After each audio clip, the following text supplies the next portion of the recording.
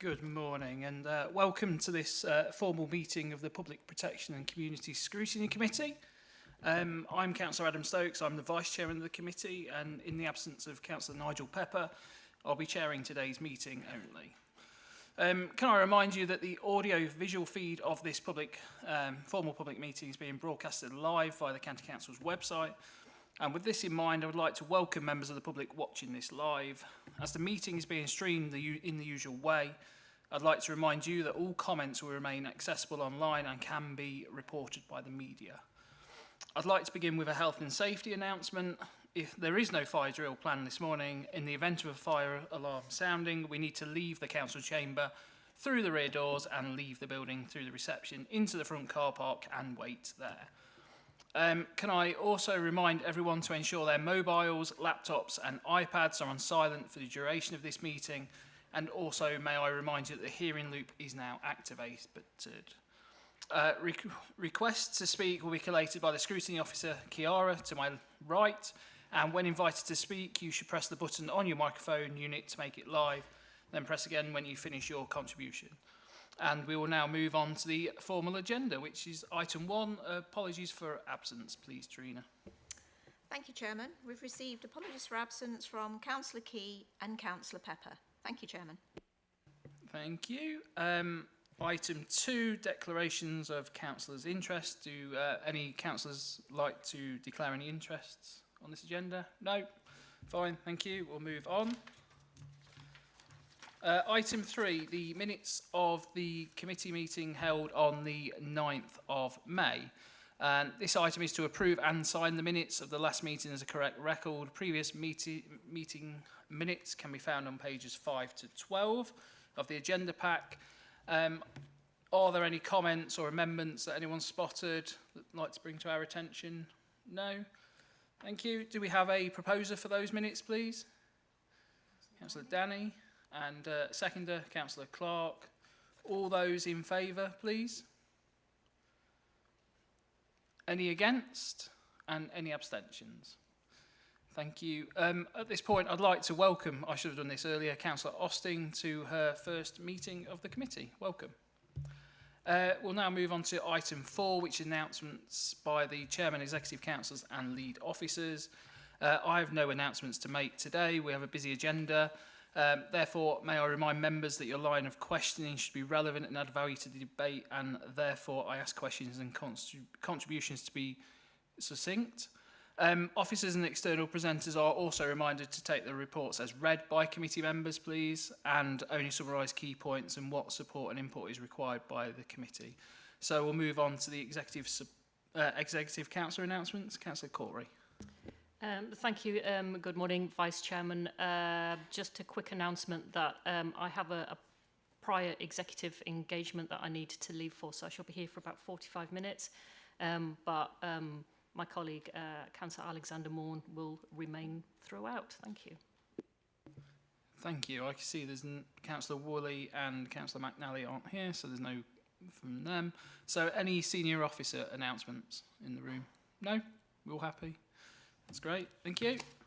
Right, we'll move on to the first substantive item on the agenda, which is item 5, the culture, equality, diversity and inclusion within fire and rescue. The report is on 13 to 56 of the agenda pack and outlines the work that Lincolnshire Fire and Rescue has done and is committed to ensuring that there's continual improvement within culture and equality, diversity and inclusion for staff. Our actions today are to consider and comment on the contents of the report and receive the findings and endorse the submission of follow-up reports on actions against recommendations within His Majesty's Inspector of Constabulary and Fire and Rescue Services report on values and culture by March 2024. And the report will be presented by Mark Baxter, please. Mark. Thank you, Chairman. So I'll just, as you said, I'll go through the summary report. One of the main purposes of the report is just to give an opportunity to a bit of an overview of the work that has been ongoing within Lincolnshire Fire and Rescue since 2018. So 2018 was one of the milestone points in regards to culture and EDI, and that was on the back of the very first HMRC FRS inspection. And that noted that the fact that we did have a good culture within Lincolnshire Fire and Rescue, but it recognised that actually our staff didn't really understand what our values were and had a disconnect into really understanding why it is important to have good values within the organisation. So that really kick-started the work that we've been continuing and we will continue to do from this point onwards. Where we started looking at how we could address this, this was all really focused around staff engagement.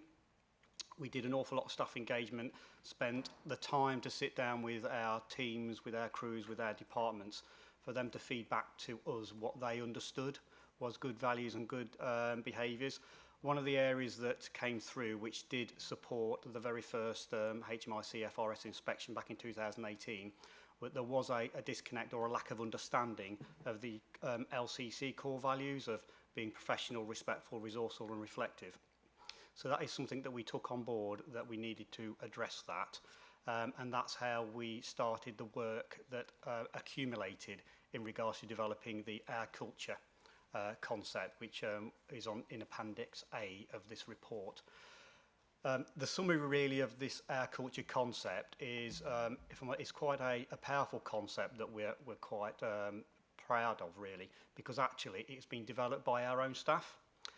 So rather than which has often been the traditional way, is in the regards to we as a leadership team of saying actually these are the behaviours and the concept that we expect from people working within our organisation. We spoke with pretty much all areas within the organisation and asked them what are the behaviours and the values that you expect from us, and what are the behaviours and the values you expect from each other.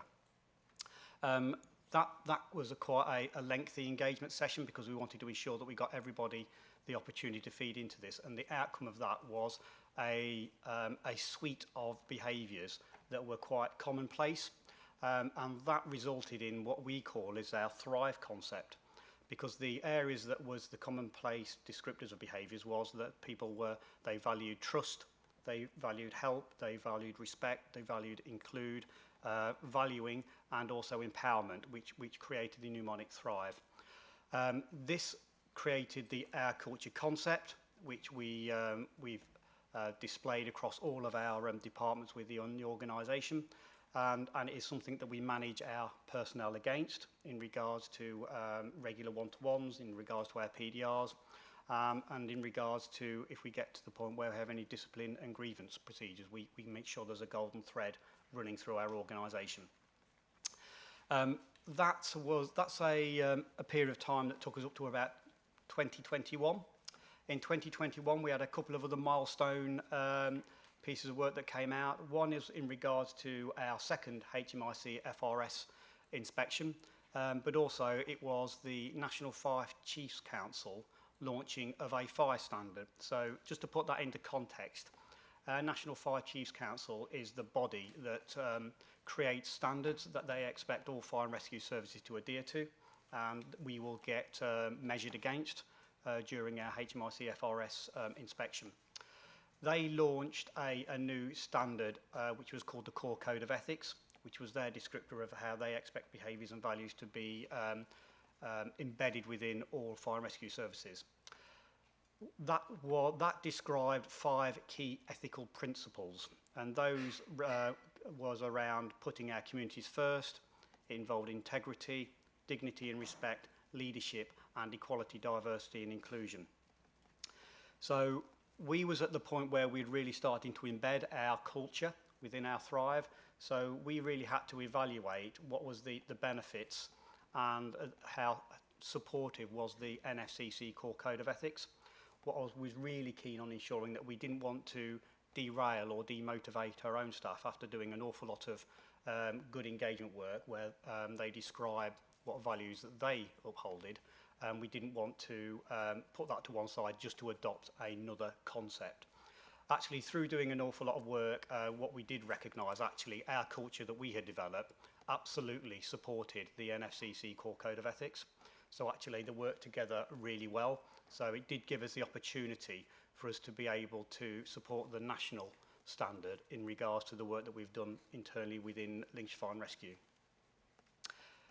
Also within 2021, we decided we wanted to get a further understanding and a bit of a sense check in regards to how our culture was within the organisation. And so we commissioned a couple of studies from sector specialists in regards to culture and values. And we also had a staff survey that was launched, and also we knew that we had the HMRC FRS second full round of inspections that came through. The outcomes of the commission piece of work, again, is in Appendix B, but that gave us a really good insight in 2021 under about 5 main headings, which is about leadership, development and learning, communications, engagement, vision and values, and EDI. It gave us a good sense check in regards to where we needed to be, and at the time in 2021 there was a focus on leadership and how that was driven through the organisation, and we was also in the period of time when we was reshaping our senior leadership team. At that same period we did have the next round of the full inspection, and again the HMRC FRS did recognise that we had good culture and staff did understand culture and values. However, in the area of EDI, there was a cause of concern, which we have been reported at this scrutiny committee previously. And from the back of that, we did develop quite a robust action plan to address those areas, causes of concern. That was really predominantly that was managed through a newly created EDI steering group that we put in place, that was being chaired by myself and continues to be chaired, to develop the main areas to ensure that EDI is fully understood within the organisation, but probably more importantly is to people to understand why EDI is so important to help deliver our services to the communities of Lincolnshire. So this is an ongoing action plan. We're just finished our second year of it. It won't be a task and finish action plan, it will just be a continual improvement plan that we have merged into business as usual at this moment in time. So probably if I now bring us a bit more to where we are in a current climate, the next really important milestone in regards to values, culture and EDI across the sector and also for Lincolnshire Fire and Rescue was back in about December 2023. There was quite an important report that was released from London Fire Brigade, which I know we've mentioned this scrutiny before. And that really put a focus across the whole of the fire and rescue sector in regards to uncovering some behaviours that were not acceptable in any organisation. And it's not isolated to London.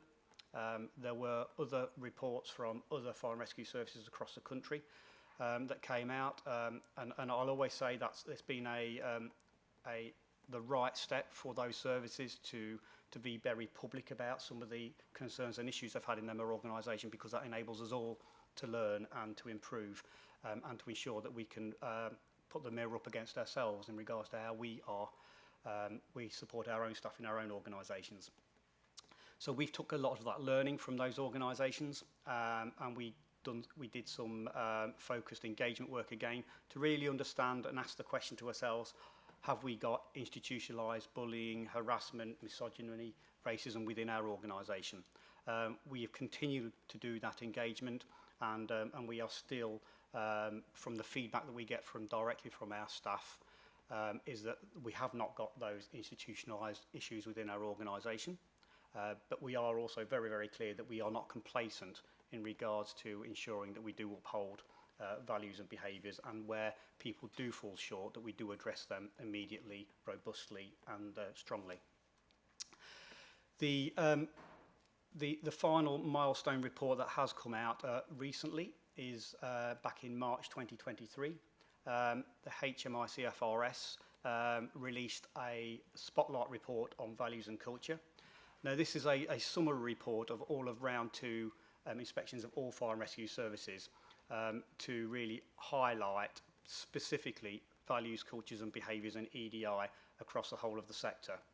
The outcome of this report was a very specific action plan that was released, that was given to all fire and rescue services. It was also highlighted to Home Office, to the National Fire Chiefs Council and some police chief constables as well. There were 35 recommendations in this report. 19 of them were directly associated for Chief Fire Officers to address and embed within each of their organisations. And we have been working since the release of this report in March to do a gap analysis to understand where we are against those recommendations. Once we've read through those recommendations and truly understood them, we recognise that already 9 of those recommendations we had already addressed, and we'd already been able to feed back to HMI CFRS that they are completed. We have stood up a cultural steering group that I chair that has representations across all areas of Lincolnshire Fire and Rescue that not only are there to quality assure and check our progress against this action plan, but also to continually assess, review how our culture is within Lincolnshire Fire and Rescue. The recommendations and the action plan that has been released has very tight timelines in regards to completion. The whole of the recommendations have to be completed within 12 months, with many of them only had about a 2-month lead-in time, and significantly most of them need to be completed within about a 6-month period. However, what we can confirm as we are meeting monthly in regards to this, that we are progressing well against all recommendations. So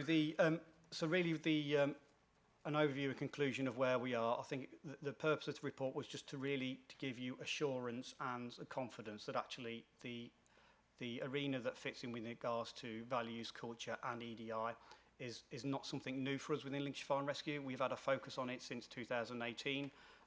The work that's been identified across the whole of the sector that has particularly came out in the last 6 to 12 months are areas that we have been focused on within Lincolnshire Fire and Rescue already.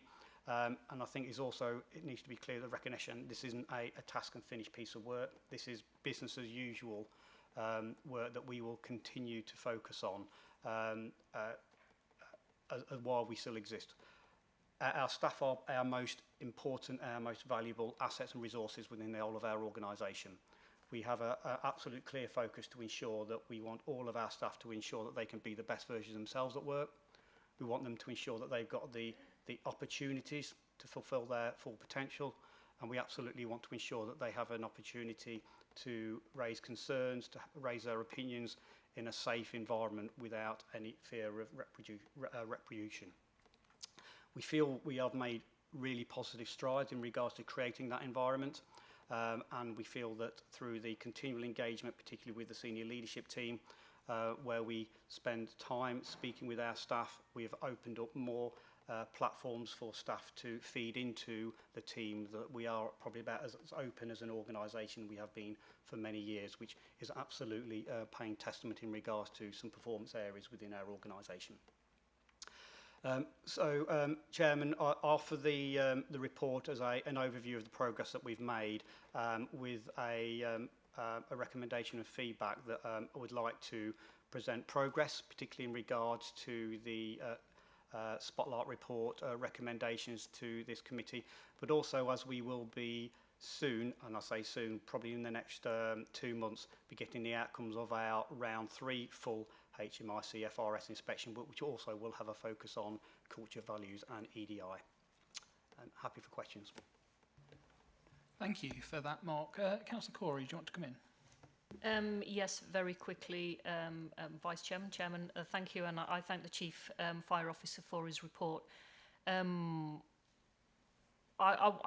want to back up everything the Chief Fire Officer has said, and this is not something that we just have to do, it's something that we want to do.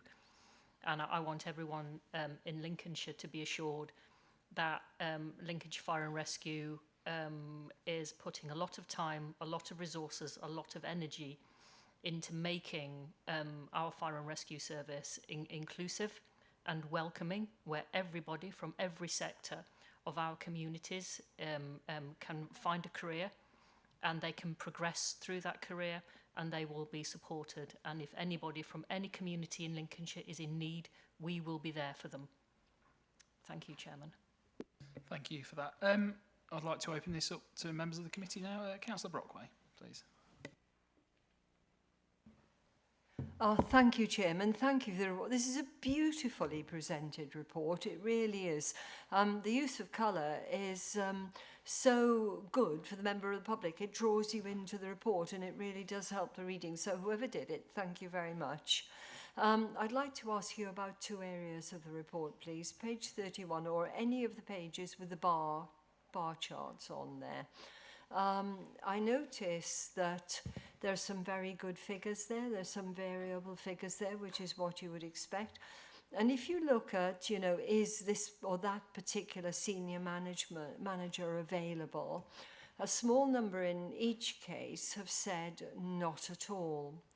Now, that's a really difficult thing because if you're in a workplace with managers and with colleagues, there's a certain responsibility on all of us to say hello, not necessarily for the manager to speak first and things like that.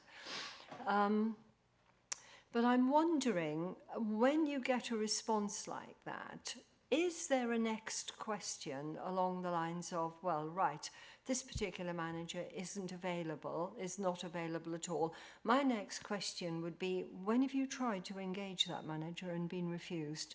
Because it's very easy to say not at all just because you haven't seen somebody or you don't see them around. Oh, he's never around, she's never around. We've all heard that sort of comment.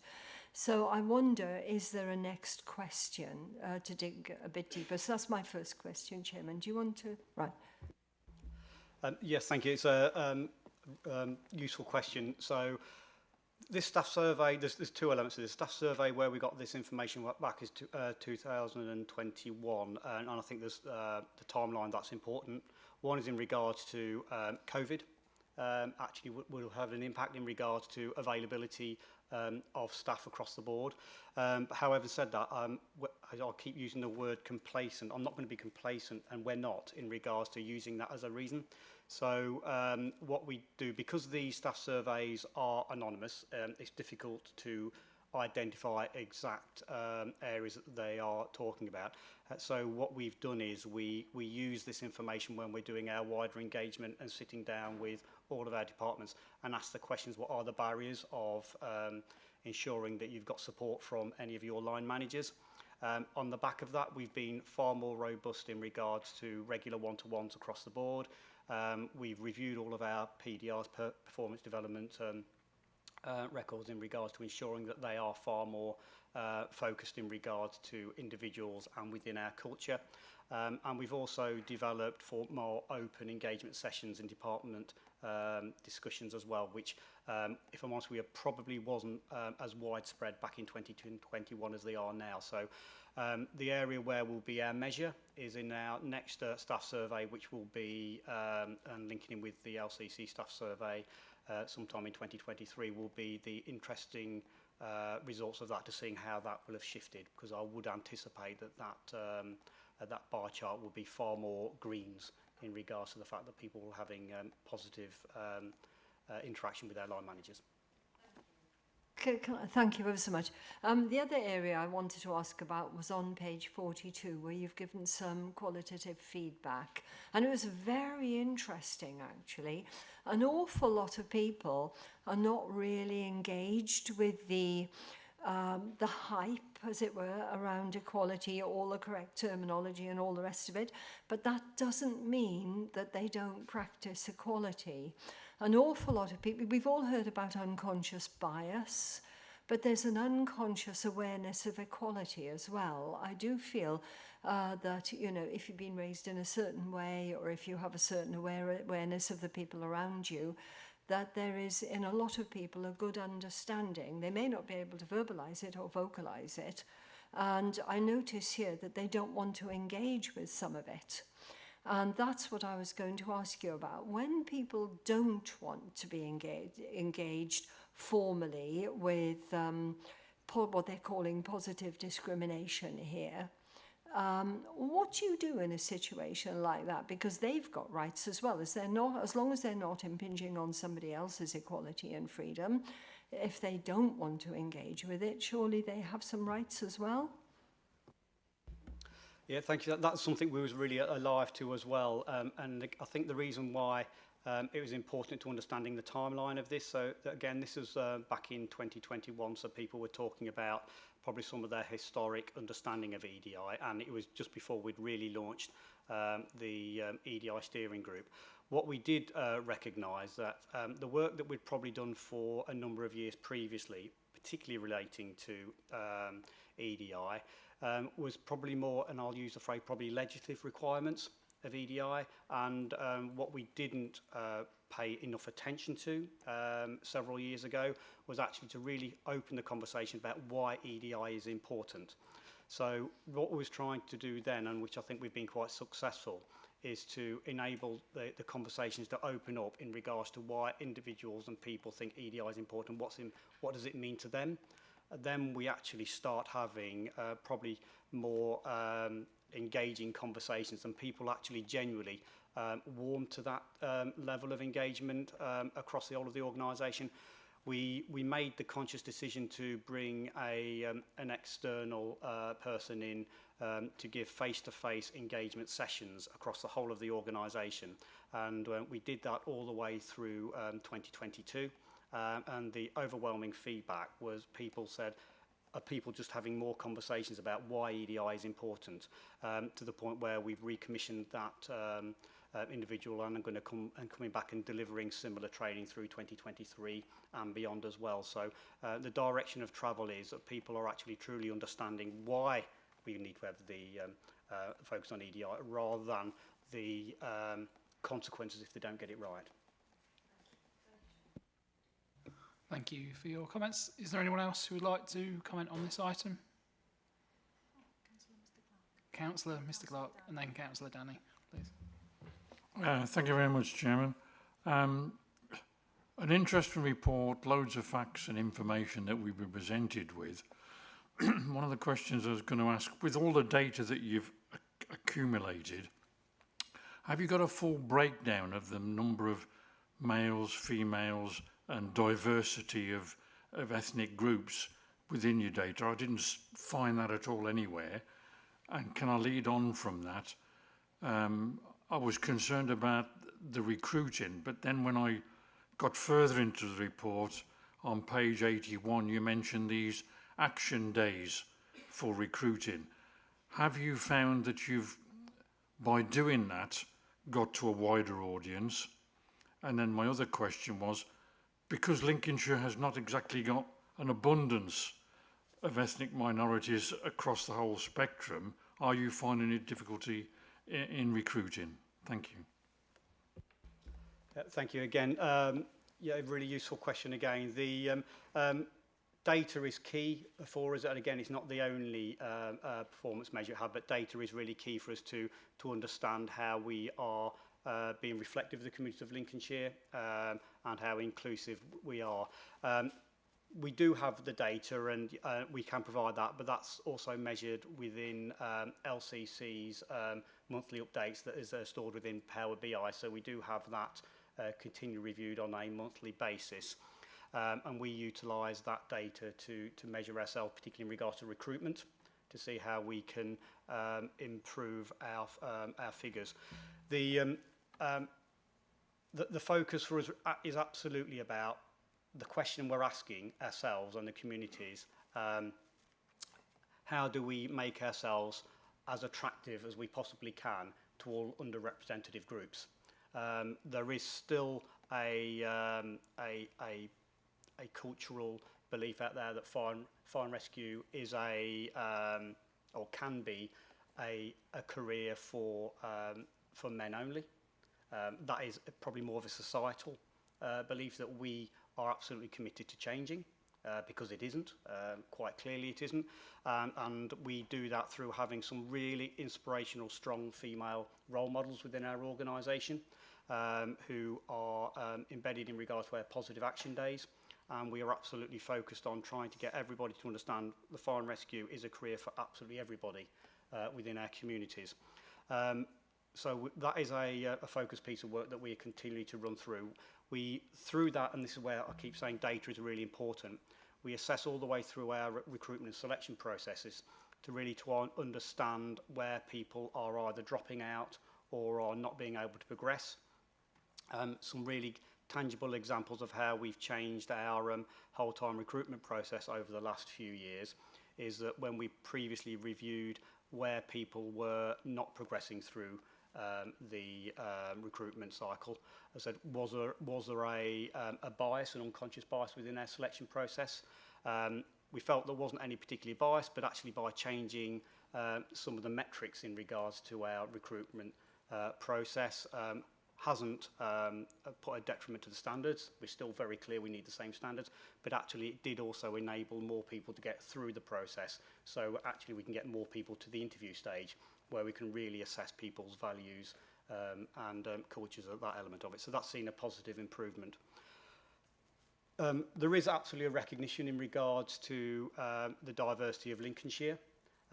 It is also a specific challenge that 2/3 of our workforce are on call, and by their nature, we are only being able to recruit from a relatively small area within our communities, because by nature of our response requirements, they have to live within 5 minutes of their fire station. So we are recruiting from probably not the widest selection of people across the whole of the county. However, we do active positive engaged sessions in all of our communities, and we are again keeping that focus on underrepresented groups to ensure keep pushing that message. This is a career for absolutely everybody, and that's where our focus needs to be, because we are still seeing a disproportionate lack of diversity in regards to people wanting to actually being part of a fire and rescue service. So that's really where our priority focus is at the moment, to ensure that we can be open and accessible to everybody. Thank you very much indeed. Can I come back with another question, please? Yeah. I noticed in part of the report as well on page 17, you do some background checks. How are you processing that? Are you doing that through your own means, or are you using an external authority to do the check for you? Thank you. So we utilise the DBS check system, which we link in through Lincolnshire Police, and all of our recruits go through the standard test checks in regards to that. Anybody that we bring into the organisation, which will go into a role where they are will be working with more vulnerable people, they have an enhanced DBS check as well, which is more of a deep dive. It links into a piece of work that's also happening nationally, and there's been a paper that's gone through the House of Commons and the House of Lords in the last month, which will enable fire and rescues to have access for all staff to have the enhanced DBS check as standard. So I think we're in a good position in regards to ensuring that when we recruit anybody in any role within our organisation, that they do have that basic standard of checks. Thank you very much. Thank you for that. Councillor Danny and then Councillor Lee. Thank you, Mr. Chairman. Thank you for the report. It's very interesting. My first question is, does the language cause a barrier for other recruits from different, European countries, probably? Thank you for that. We haven't found it being a barrier at present. We ensure that, again, when we are really trying to advertise out that this is a career for everybody, we do that in as many different languages that we are aware about, and we can continually review that.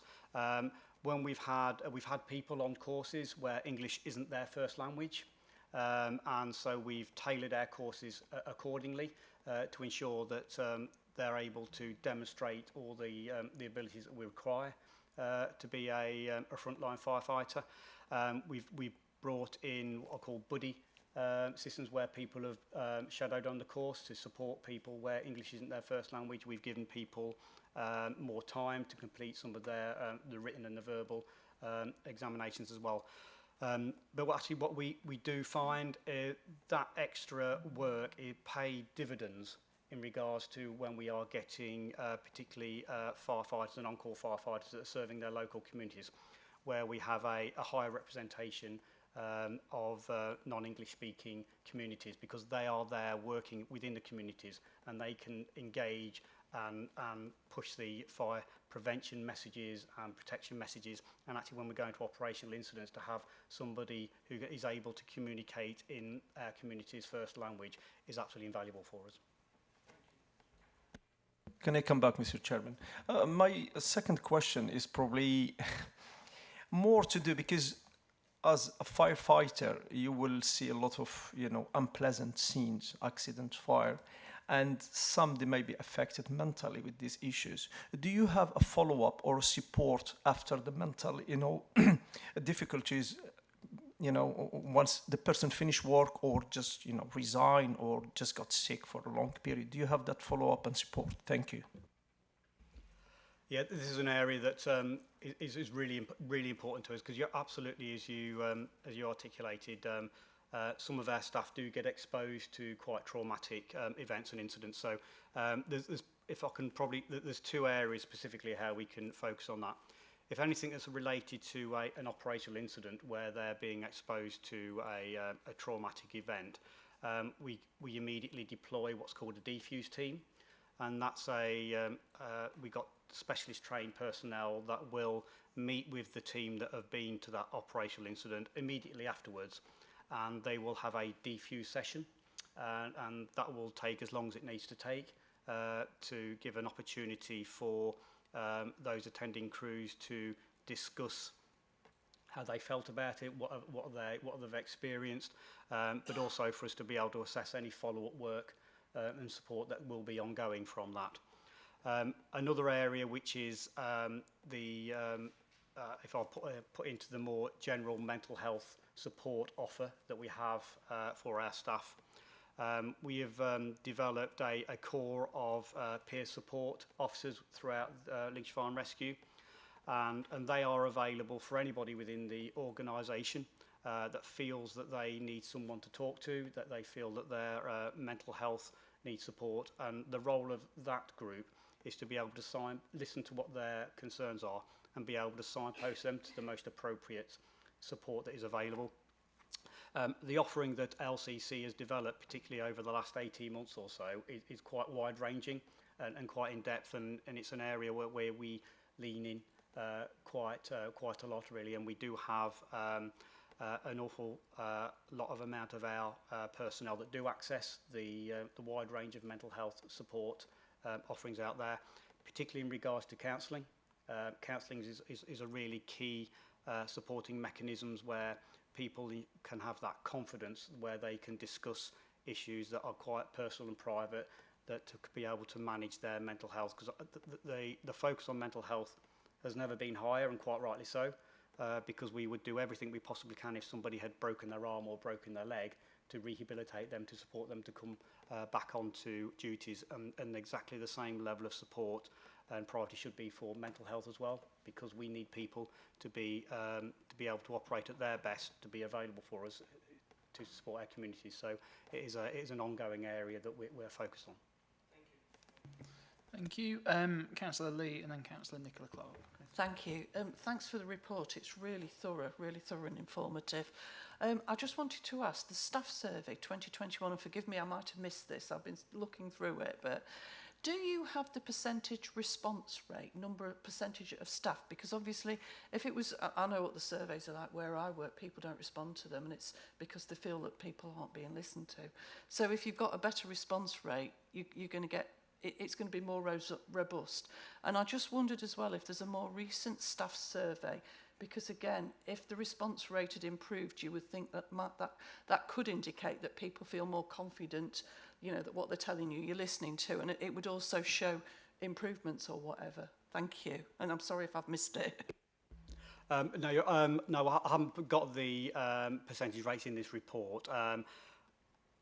And I'm not going to hazard a guess. I think I know roughly what it is, but I'm not going to guess what it is, but I will provide that with you. But you're absolutely right in regards to staff surveys. It is generally a challenge to trying to get people to fill in surveys, often because sometimes people can get a bit survey fatigued in regards to depending when they're coming through. And that's a little bit of our the reason why we've delayed putting another survey out, because HMI have done a survey with the people. We've been doing an awful lot of engagement, and also an element we needed some time to actually see if we are going to realise the benefit of all the work that we've been doing over the last 2 years or so. So that we are looking at revisiting the survey this year to give us that sense check, and also it'll go alongside with the HMI staff survey that has just been completed as well, and we can bring those that data together, which I'd like to be able to present back to the scrutiny group at the next session. But in regards to the exact figures, I'll be able to provide them to you after the meeting. Thank you. Councillor Nicola Clark, please. Thank you, Chair. It's an observation, actually. Thank you, Mark, for this wonderful report. And I love the way that you've presented it. Please continue to present them like this, because it's made it so much more easier to gather the information and actually retain it. But the one thing that jumps out of it for me, and after seeing all your previous reports, which are actually of very high quality, they always are, and I think most of us comment on that, is that the courage and the confidence that your leadership team has to look inwardly at issues that may have been affecting other organisations around the country, and you've acted very quickly and looked at that and looked back inwardly to make any corrections and make things, improve things for your organisation and for your team, actually made me want to come and work for you. So I'm really delighted to see this report. It's brilliant, and I do wish you well to continue on with the training and the observations that you're making. Thank you very much. Yeah, just thank you for your observations, and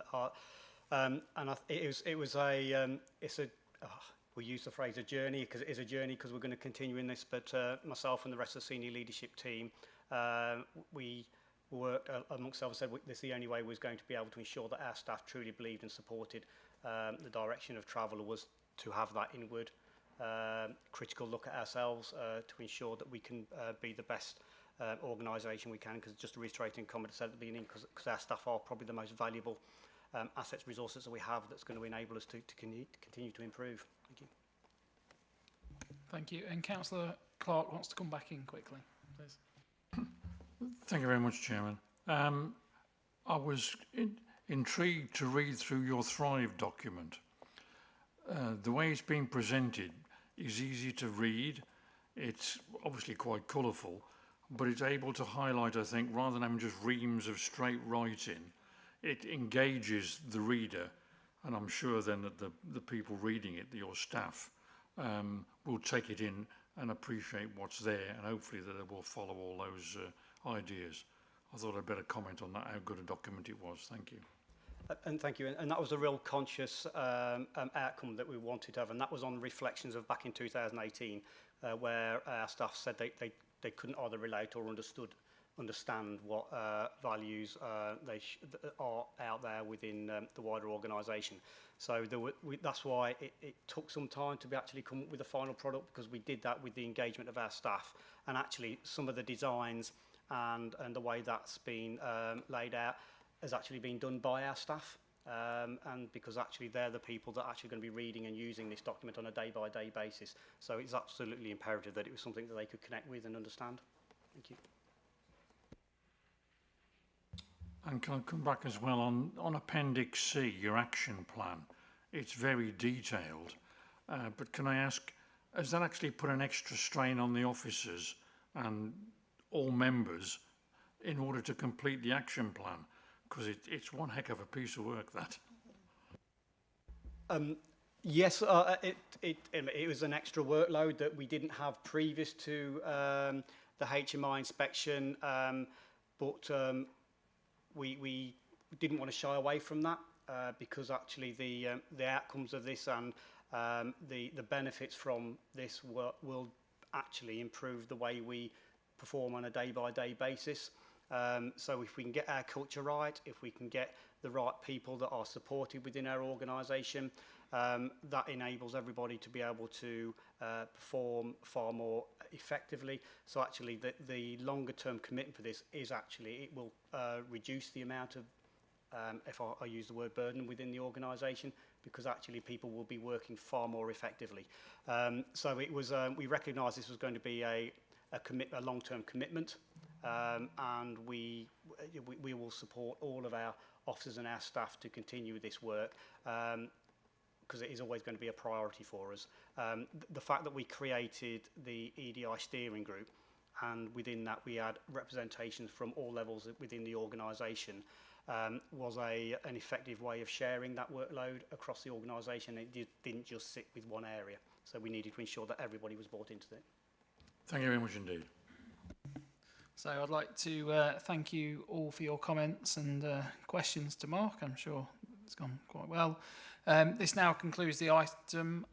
So I'd like to propose that based on today's discussion that the committee receives and endorses the report, and I ask that our comments and suggestions that have emerged from the debate are passed on. I also ask that our satisfaction of the service's overall efforts be recorded, and request that updates on the progression of actions in a further report in and around March 2024, if that's possible, please. So can I please ask members to raise their hand if they agree? Thank you. So we'll now move on to item 6, which is voluntary sector annual position report. And this item can be found on pages 57 to 68 of the agenda pack, and provides an update from the Voluntary Centre Services and Lincolnshire Community Voluntary Services about the work that they complete to support the voluntary sector. It provides insights from across a number of initiatives and expands on the performance information previously considered by the committee. So the actions for us are to invite to consider and comment on the contents of the report and highlight further actions for consideration. This report will be presented by Lee Serderfield and Ben Rowlett. So I think Lee starting first. Please, Lee. Okay, thank you, Vice Chairman. So as has just been set out, this builds further upon the performance information you receive on a quarterly basis. Last year, we brought a volunteering report to you, which paid particular focus to a volunteering survey that had been completed, and started to give some insight into levels of volunteering, reasons for volunteering, and the impact of the pandemic. What we've endeavoured to do through this report is continue to provide that context and narrative, but also to talk about the wider voluntary sector and the work that VCS and LCVS do to support the ambitions of that sector, and how that plays then into some of the other ambitions that the local authority and public sector partners may have. So I'll hand over to Ben, who will take you through the key points and the detail of the report, but then we're happy to take questions and feedback. Thank you, Lee. Thank you, Vice Chair. Thanks for having me back again. As Lee said last year, the bulk of the report was looking at the impact of volunteering, how volunteering has changed as a result of the pandemic, and certainly looking at some of the needs of volunteers going forward. So whilst we're covering that again this year, we're key to look at how the pandemic's impacted on the sustainability and recovery, in particular the community and voluntary sector. Whilst the last year we haven't necessarily had any COVID restrictions, we're still as organisations seeing some of the challenges with the impacts on our workforce, and also sort of hybrid working. Starting with the first section around volunteering, over the last 12 months we've supported 1,385 volunteers across Lincolnshire.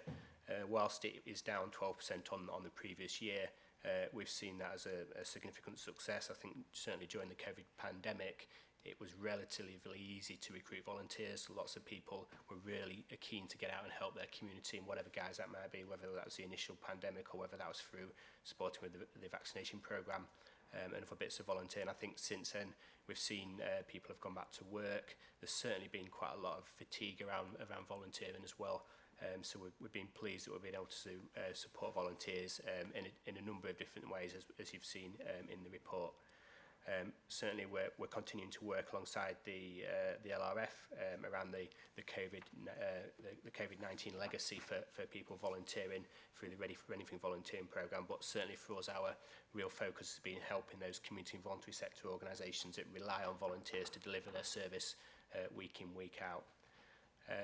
In terms of the impact, in terms of the value of the volunteering, we despite a smaller number of volunteers coming through during the year. We've done lots of additional support with volunteer host organisations, whether that's about developing volunteering roles, recruiting new volunteers, helping them with training to support and supervise their volunteers, and a whole raft of things around policies and procedures for them, particularly as they're hosting volunteers in different ways, some of it online, some of it face-to-face as well. So we've certainly had a much richer opportunity to work with community and volunteer groups and organisations that we probably lost a little bit during the pandemic when they were having to work in different ways.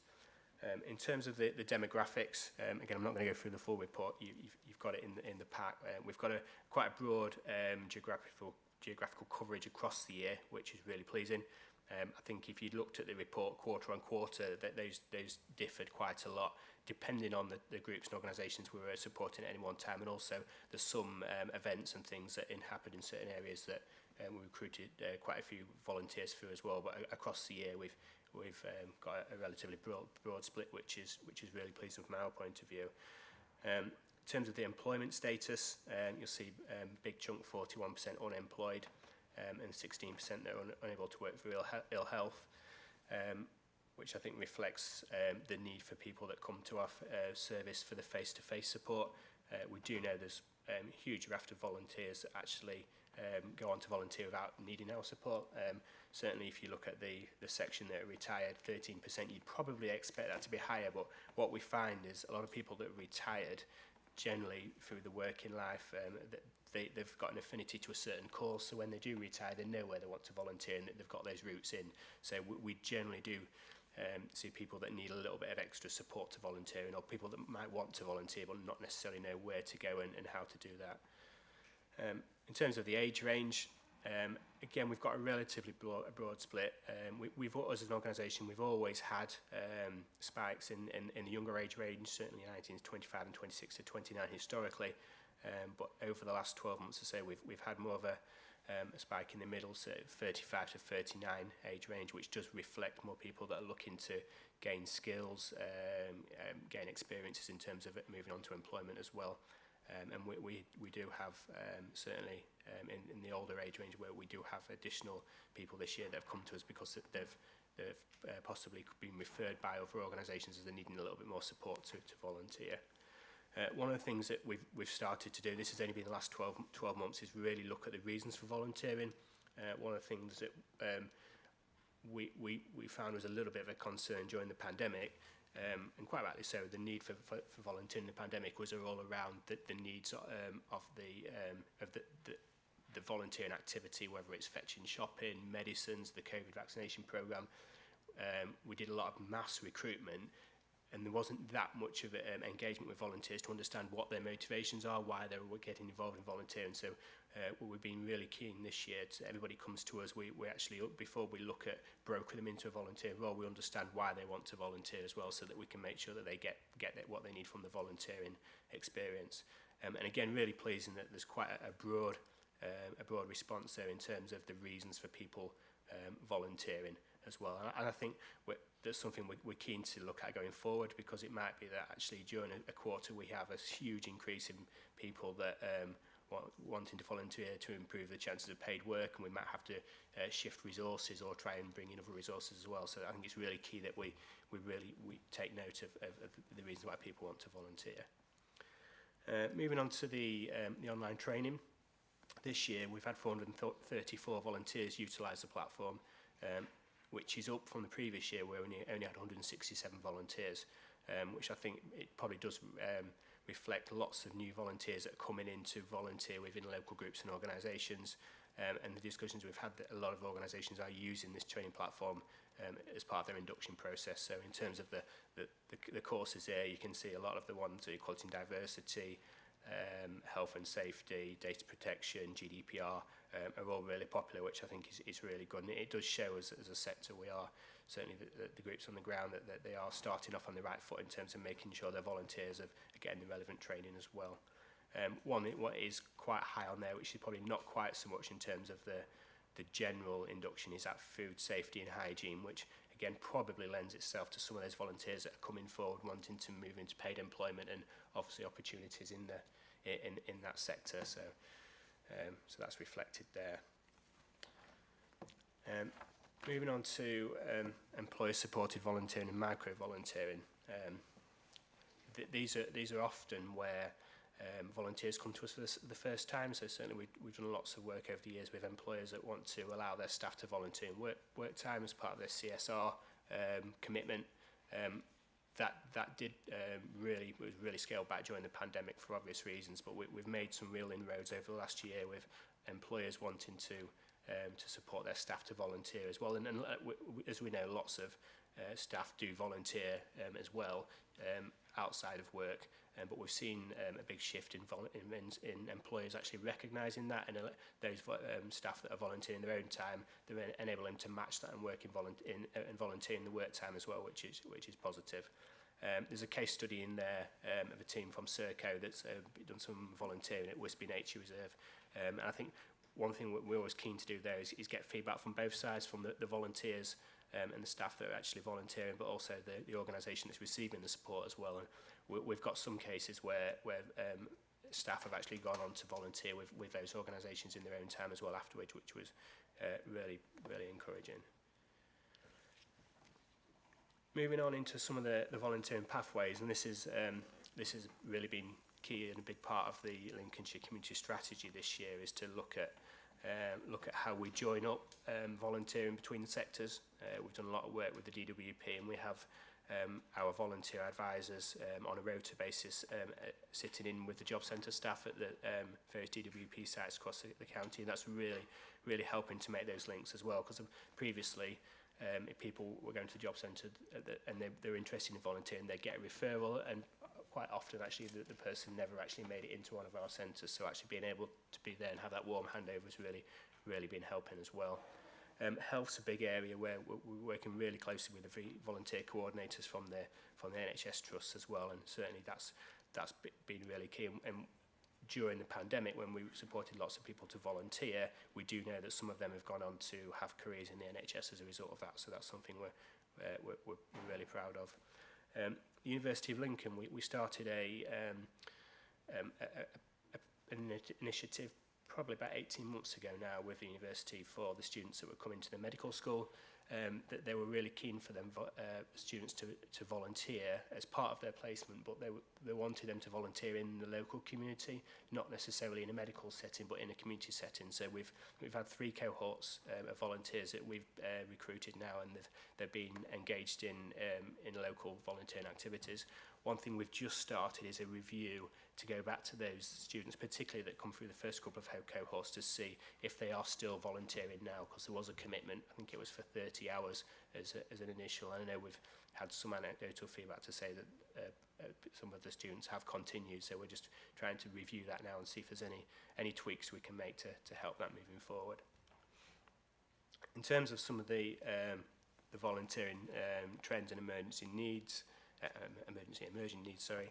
As you see there, we've had a 30% increase in volunteers accessing the face-to-face brokerage service, which again is not a huge surprise as we're coming through the pandemic, but it's really good to see that we are getting people in face-to-face as well. The biggest challenge for us is meeting the needs of the volunteer host organisations.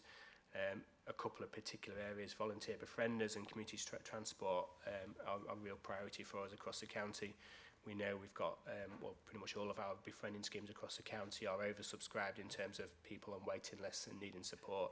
And similar with community transport. I think the interesting thing is, when you talk to those schemes, they've probably got as many volunteers as they had prior to the pandemic, but actually the demand on their services is so big now. It's meaning that they need more and more volunteers, but often they don't necessarily have the capacity in terms of managing and supporting those volunteers. So it's something we're aware of and working closely with them to look at how we can address that.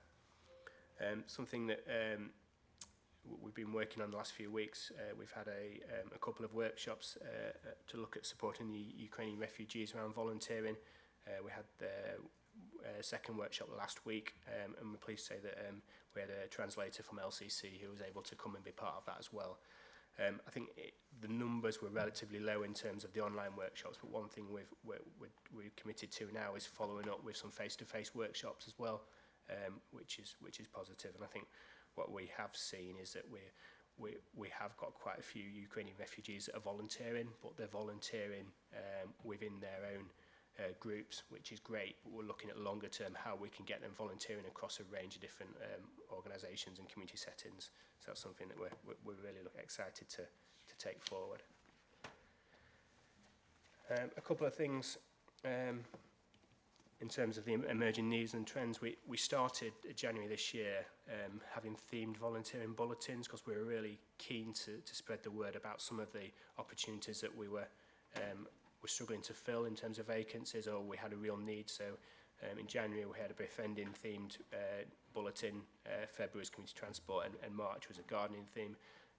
But one thing we're looking at now is what impact has that had on translation into new volunteers coming in, and the impact on those organisations that require volunteers. So that's something we're keen to learn more in the coming year. In terms of an annual survey, we've always done an annual survey at the end of the year, which surveys groups, organisations and volunteers that have accessed our services. I think that fair to say our take-up we've been quite disappointed with. I think so far we've had about 45 responses. I think as someone mentioned earlier that we seem to be seeing a bit of survey fatigue around. So one thing we're doing now is having a bit more of an ongoing open dialogue with groups and organisations rather than waiting to the end of the year and doing a survey. Certainly where people have been on one of our courses, we'll do a follow-up after a month, 3 months to see what the impact's been, see if they need any extra support, rather than waiting to the end of the year and then sending them a survey about something that they might have accessed a few months prior. So I think we're just keen to have that ongoing dialogue to them so we can understand the emerging needs of organisations as they go. One thing we've just been through yesterday is that the final stages of our quality assessment for our Volunteer Centre Quality Award. So we had the assessment, online assessment yesterday, which was really pleasing.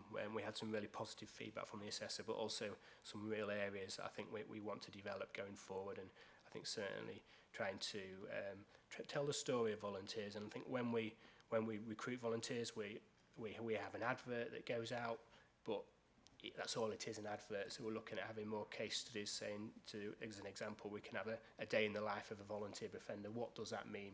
What are you like to be involved in? So we can really start to have a bit more of a marketing push as we go forward.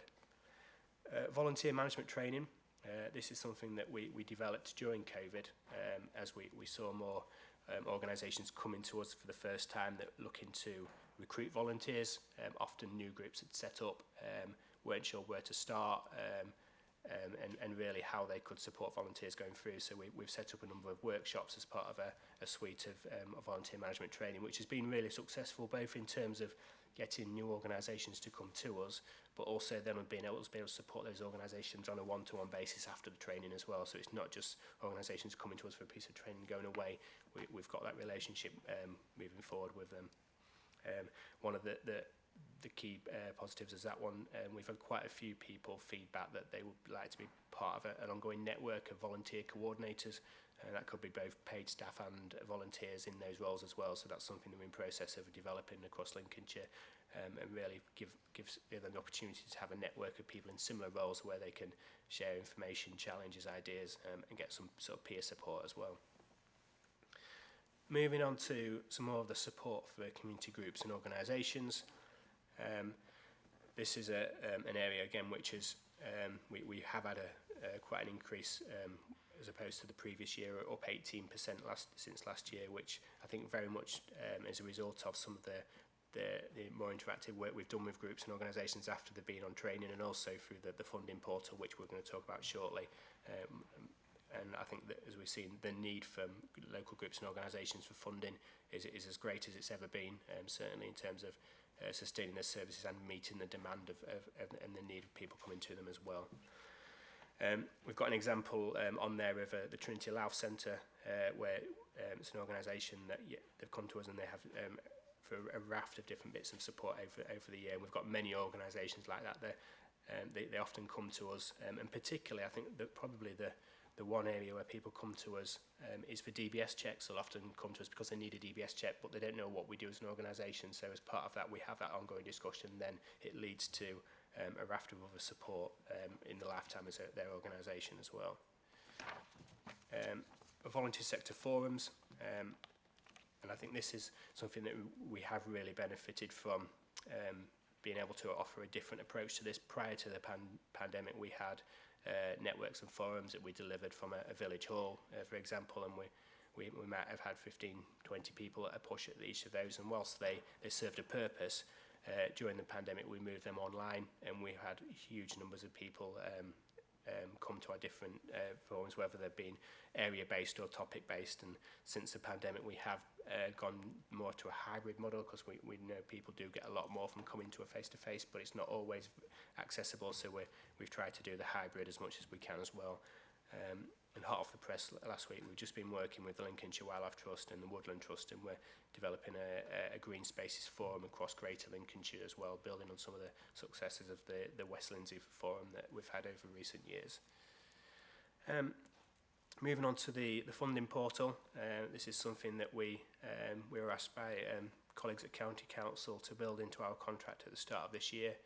There'd previously been a national funding portal that was available, that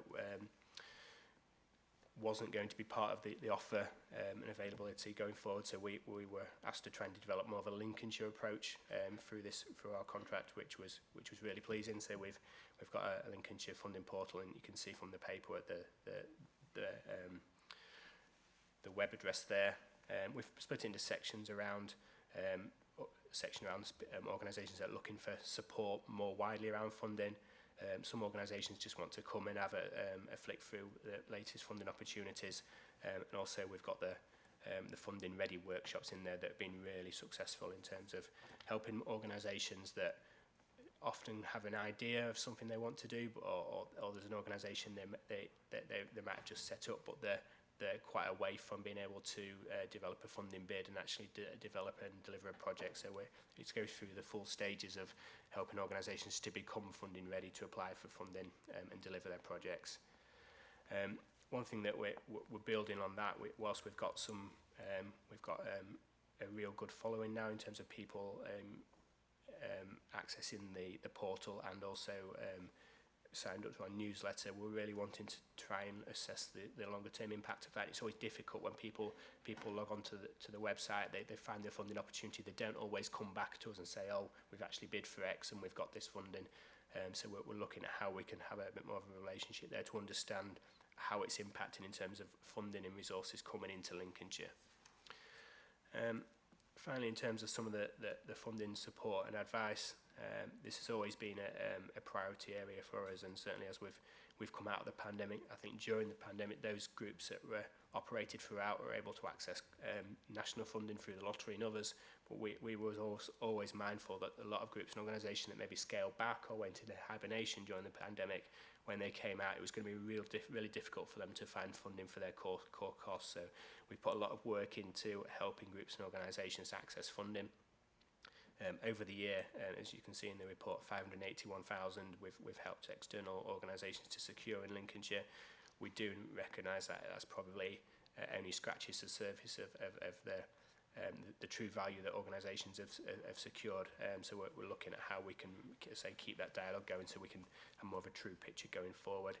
I've included a table in there of examples of some of the groups and organisations who have supported and some of the different funds have accessed us as well. A part of the work we do, we provide the Secretariat and coordinate the Lincolnshire Funding Advice Network, which is where we bring together a number of national and local funders to talk about their funding opportunities, but also so we can share some of the challenges that groups and organisations are facing around securing funding. And I think that's really going to be important for us as we go forward, and certainly as we've seen with those small groups and organisations that have got such a demand on their services, how can we help them to bring in funding for core services, which is always very difficult. You'll see in there in the report as well, we're doing quite a lot with the Ukrainian Cultural Centre for Lincolnshire, and we're pleased to say that they've now got some more funding through the Integration Support Fund as well to develop what they're doing. So I think that's a real key area for us going forward, and sort of helping them to thrive as an organisation, but also supporting some more refugees to get involved in different bits of volunteering as well. The final bit of the report was just, we just had a page on the added value and some of the other projects that we deliver as organisations that very much link into what we do in terms of our core of supporting volunteers and supporting the community and voluntary sector. So I'll pause now for any comments and questions. Yes, thank you for that thorough presentation. Thank you. I'll open this now up to the committee for any comments and questions. Do we have any? Councillor Brockway, please, and then Councillor Clark. Thank you very much. Very interesting report again. Now, I've got a challenging question for you here. On page 60, you're talking about employer-supported volunteering, which I support. So let me make it very clear, I support it. I think it's a great idea. However, could I ask, is this a situation where we are effectively covering people's wages while they go out and do something different? Because that then leads into my fuller question, Chairman. It is, yeah. I mean, a lot of organisations have policies whereby they might allow staff to volunteer for, say, 2 days during their work time, providing they volunteer with 2 hours in their own time. It depends. The national sort of guidance and examples on different types of policies. So, again, it's down to the organisation themselves to sort of define what that is. Okay, and so if I go, okay then, so this is where I'm going to start getting challenging now, bearing in mind, I think what you've just said is a great idea, I like it. But it's not really volunteering, is it? What it is a change of scene. Volunteering has always been something that you do voluntarily, usually in your own time. Now, I think that the experience here quoted with people with the Lincolnshire Wildlife Trust, that's probably a fantastic experience which will feed into their personal development hugely. I know certainly if I'd been offered experiences like that, I would have loved it, and I think it's good. However, what happens, there is a funding implication here, what happens if every member of staff wants to have these, say, 2 days a year off when, you haven't said 2 days a year, I realise that, I'm just saying it, say 2 days a year plus putting in a couple of hours of their own time. How do we cover if everybody wants to take part and we want to give equality of access to what actually is a great idea for everybody? It's a win-win, but how do we cover it? Yeah, I mean, I think as down to an organisation, that would be down to, in terms of them setting the policy and what they were comfortable with as an organisation. I think from the discussions we've had and what we've seen, there's sort of the benefits of that for the organisation themselves far outweigh the negatives in terms of impact on resources, certainly the positivity it can give, certainly when we have teams of staff that go out and do it, both in terms of developing their skills, also relationships with colleagues, and I think more importantly as well, the groups and organisations are actually volunteering with and being part of the community. So I think what we've seen is it does outweigh that, but again, I think that it is a valid question around, is it actually volunteering if it's part of your work? And I think there's a couple of bits for that. If it's matched volunteering, it very much is, because there's a commitment to volunteer outside of your work as well. And I suppose as much as there is a policy available from the employer, it's not compulsory, so it is that staff do have to sign up to it voluntarily if they're interested in it as well. So that's where we come from. Thank you. Councillor Mike Clark, please. Thank you very much, Chairman. On page 62, you referred to it earlier, your monthly bulletins. Do you just send that to known people, or are you trying to use the media to obviously get the message out in order to try and get some more volunteers? Yeah, I mean, we have our regular distribution list, but we're very much looking at how we can expand that. We also use social media as well, so any bulletins that go out, they're then posted via Facebook, via LinkedIn and other means as well, and we try and get as many partners to share them as well, so that we are increasing that distribution list moving forward. Right, thank you for that. And I saw in one part of the report, I think it's page 67, about a friendly bench and that idea. And I've actually recently become aware in North Highcombe we have one. And I've actually sort of sat on it, but unfortunately nobody came to be friendly with me. The volunteer section has many different organisations and wonderful volunteers. And I think they all need to be congratulated on this invaluable contribution that they're making to Lincolnshire. And I don't know quite how we could pass on that information. Thank you. Yeah, thank you. And I think we've had Volunteers Week at the beginning of June, and we've always really been positive and strong in the way that we do try and support volunteers and really make sure that they feel that their volunteering is valued as well. And that's one of the key things that we do get across to organisations as part of our training around volunteer management as well, and that recognition for volunteers, and it all goes back into volunteer retention as well. If a volunteer feels supported and valued, there's more likely that they're going to continue the volunteering, and they're going to get out of it what they need out as a volunteer. So thank you. Thank you. Councillor Gray, please.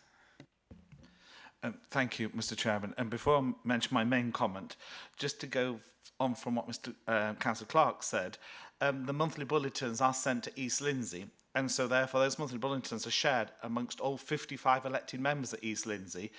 Most councils have a members briefing at the end of each week. So on Friday afternoon at East Lindsey we get a members briefing, and we do get the monthly bulletin from VCS and LCVS in that. So I just thought I'd make that comment, because that gets to a huge amount of people, because 55 elected members, those 55 elected members are attending hundreds of parish council meetings, so it gets far and wide. But my main comment was just to thank the VCS and LCVS for the valuable work that they're doing, because without their work, a lot of our services in our organisations and our communities wouldn't exist. Ben highlighted, and the report indeed highlights, the work that they've done with the Trinity Centre in Louth. And they've done some huge, very valuable work there. In Louth, there's also another hub. There's the Lighthouse hub at the Louth Methodist Church, again supported by VCS and LCVS. The ongoing support that's there too. It's not just the initial support to recruit those volunteers, but it's retain those as volunteers. It's helping policy and procedures. It's helping with other issues that come up. In East Lindsey, we have over 20 community hubs run by volunteers. So without the volunteer base, those hubs wouldn't be there. And those hubs are a huge resource for other organisations to tap into. So in East Lindsey, we have the WP, the Housing Association, say Platform Housing Group, our housing teams, Links Digital, etc., all going to those hubs run by volunteers, supported by the VCS and LCVS. So I can't applaud enough the great work that they're doing. East Lindsey is over 600 square miles, so it's a vast area of our county, and those hubs are doing great work supported by the voluntary sector. So just a huge shout out and thank you to the great work you're doing. Thank you. I think as well in East Lindsey in particular, we've done a lot of recruitment for some of the warm spaces and the nightlight cafes as well, and certainly across other areas of the county as well. But no, thank you for those comments. Thank you for your comments. Councillor Lee, please. Thanks for a great report, Ben. Really good, thorough report again. I just wanted to say, I wanted to sing the praises of the volunteers as well.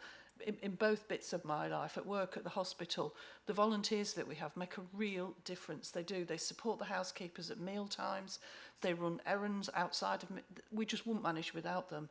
Everybody knows how stretched we are, and that they make a real visible difference. And locally, where I live, the library hub is pretty much run by volunteers. We can only open 2 days a week because of the funding, but the volunteers, they're just outstanding. They make a massive, massive difference, because that hub isn't just a library. It delivers all sorts of things, sessions in school holidays, outside of school holidays, all kinds of things. Citizens' advice go from there. The police go there. You know, it makes a real difference to that community. And it's essentially staffed in the... There are, of course, staff there, but volunteers back those staff up. And these people just make a massive, massive difference. So thank you so much for a really good report. Thanks. Yeah, thank you. And as I say, we're working closely with the volunteer coordinators, and there is real support for the volunteers as part of those hospitals and the LPFT and the other trusts as well. So that's really pleasing. Thank you. And the final speaker I've got is Councillor Danny, please. Thank you, Mr. Chairman, and thank you for the report. It's very interesting.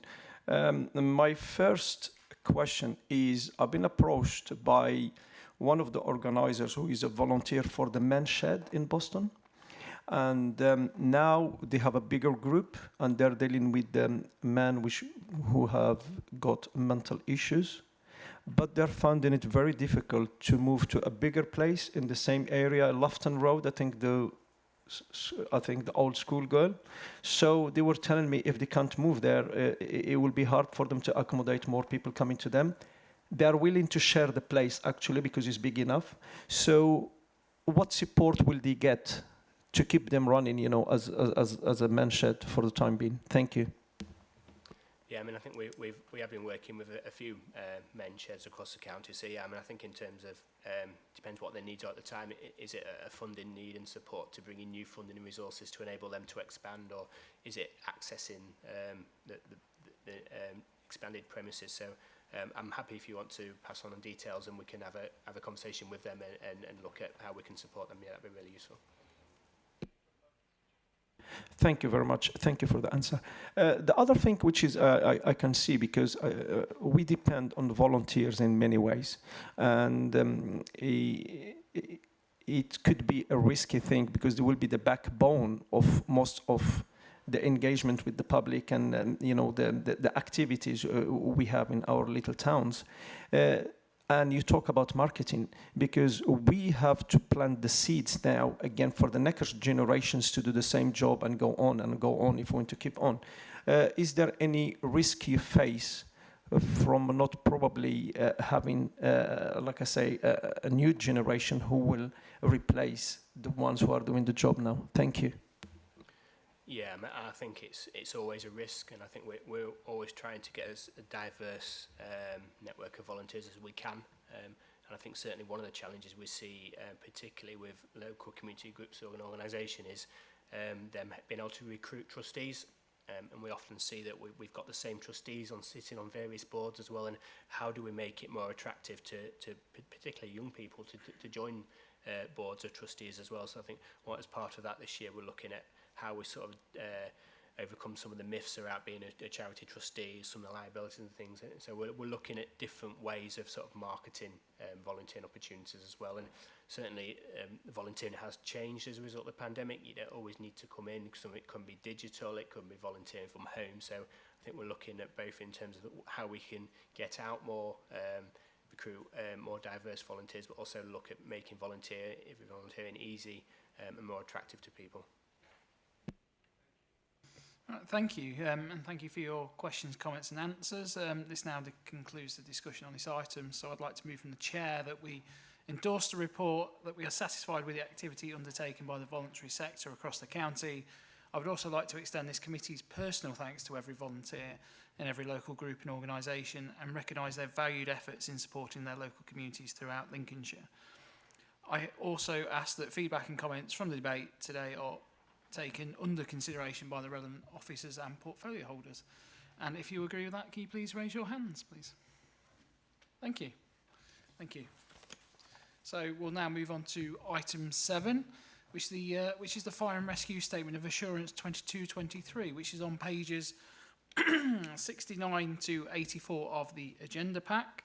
And the report reflects on the annual statement of assurance, which will be used as a source of information on which to base the Secretary of State's biannual report under Section 25 of the Fire and Rescue Service Act 2004. And the committee is invited to consider and comment on the contents of the report. So I'll hand back over to Mark, please. Thank you. Yeah, thank you, Vice Chairman. So yeah, as you described, this report is part of our statutory duties to provide an annual report to ensure that we've got oversight, governance and assurance that we are delivering against the high-level government priorities for fire and rescue services within England. The main priorities that are outlined within the national framework relate to how we make provision for fire prevention and protection, how we identify and assess our full range of foreseeable risks, how we collaborate with emergency services and other local national partners, ensuring that we are accountable to communities for the service that we provide, and how we develop and maintain a workforce that is professional, resilient, skilled, flexible and diverse. So the report is laid out in a fairly set manner that is akin to all statement of assurance reports across fire and rescue services within England. The area which I'll probably bring to attention in regards to each of the sections, the overview of how Lincolnshire Fire and Rescue is made up in their resources hasn't changed within 2022-23 significantly. We still have the same amount of appliances, resources, specialist equipment, and our staffing establishment, although does fluctuate through the year, has broadly stayed the same. In regards to financial assurance and governance, clearly being within Lincolnshire County Council, our assurance and scrutiny and auditing of our financial arrangements sit within the Executive Director of Resources, and that links in regards to the statement of accounts and the independent auditor that happens every year, which ensures that that all of our financial business is in line with the appropriate legislation. A quick over summary of 22-23 value for money in regards to the 23.6 million revenue budget. We came in at the end of the year of £28,000 overspend, which was a variance of just over 0.1%, which was well within the LCC tolerances. Area within the capital was that we did have to move forward 0.9 million of capital funding into 23-24 because we had an underspend, and that's primarily in regards to delays in delivery of some of equipment and some of our projects, which is a national trend in regards to capital programs. In regards to overall governance, obviously we are governed through Lincolnshire County Council in all of our businesses with the Executive Councillor Portfolio, Councillor Lindsay Corey, having oversight in regards to regular meetings and regular scrutiny. Clearly you have Public Protection Community Scrutiny Committee that plays a leading role in regards to holding to account and scrutinising our business. Obviously we also take advantage of the LCC's internal audit departments that routinely take audits on key areas within business of Lincolnshire Fire and Rescue, so to ensure that we are compliant with all of our key objectives. In regards to the operational area of our business that's focused in regards to planning, there is a suite of key statutory duties where we have to adhere to with our planning that are listed within the report. But our key document is our integrated risk management plan. This is required to be at least a 3-year planning document, and but it's a best practice any time between 3 and 5 years.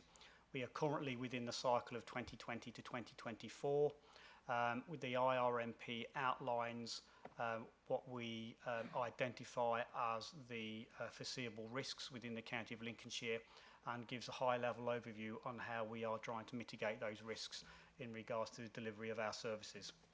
On an annual basis, we review the progress against those objectives, and that's through our Performance Management Board, and we also give regular updates on our performance through this Scrutiny Committee that links in regards to those objectives. In 2022-23, we did a review and a public consultation in regards to our integrated risk management plan and our community risk management plan to ensure if it was still fit for purpose. There were some minor amendments that we put forward that came through this Scrutiny Committee that was able to ensure that that plan was still agile and it reflected the changing risks. A real key example was within this time period. Obviously, we had far much more learning and understanding of major pandemics through the COVID-19 that enabled us to reflect that within our risk profiling. We do have a duty to collaborate. That sits under with the Police and Crime Act 2017. We administer that in several ways, particularly within our Blue Light partners. I chair the Blue Light Steering Collaboration Group, and that is continually looking for opportunities where we can work with our Blue Light partners. There has been a focus in regards to getting the greater benefits within estates and buildings has been where we've been recognising that's probably where our best opportunity for value for money, and clearly some of the more high-profile outcomes of that is the blue light campus down at South Park, also within our locations at Sleaford and at Louth, and also the ongoing arrangement we have at Market Rasen, where we also have shared facilities, and we are continually reviewing where we can look at other opportunities.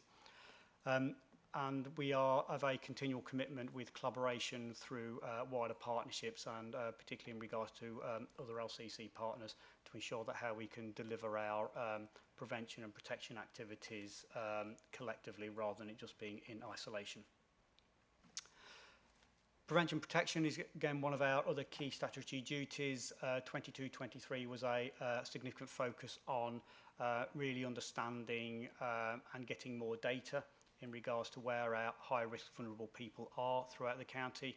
And so we had a programme of work was to really understand where they are, to ensure that we focused our home fire safety visits on our most vulnerable people.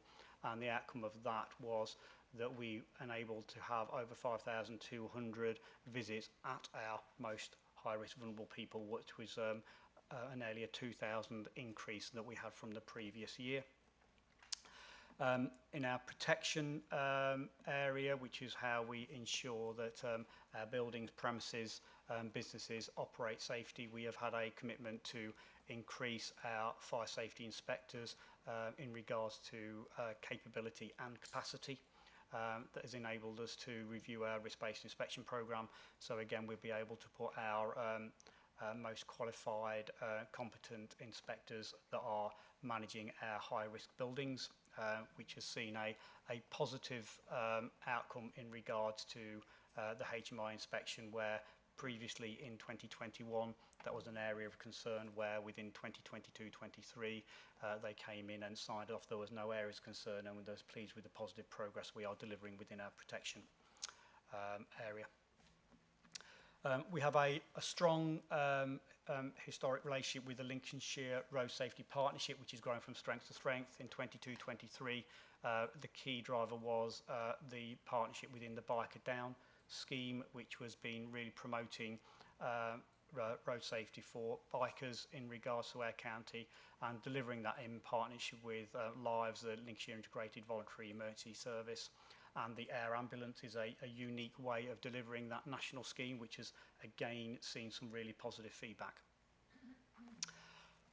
In regards to operational response, we had two focused areas as a priority for 22-23, and one was to conduct a full review of the co-responding scheme, and one is to continually ensure that we've got the right systems in place within our fire control area to deal with complex emergencies.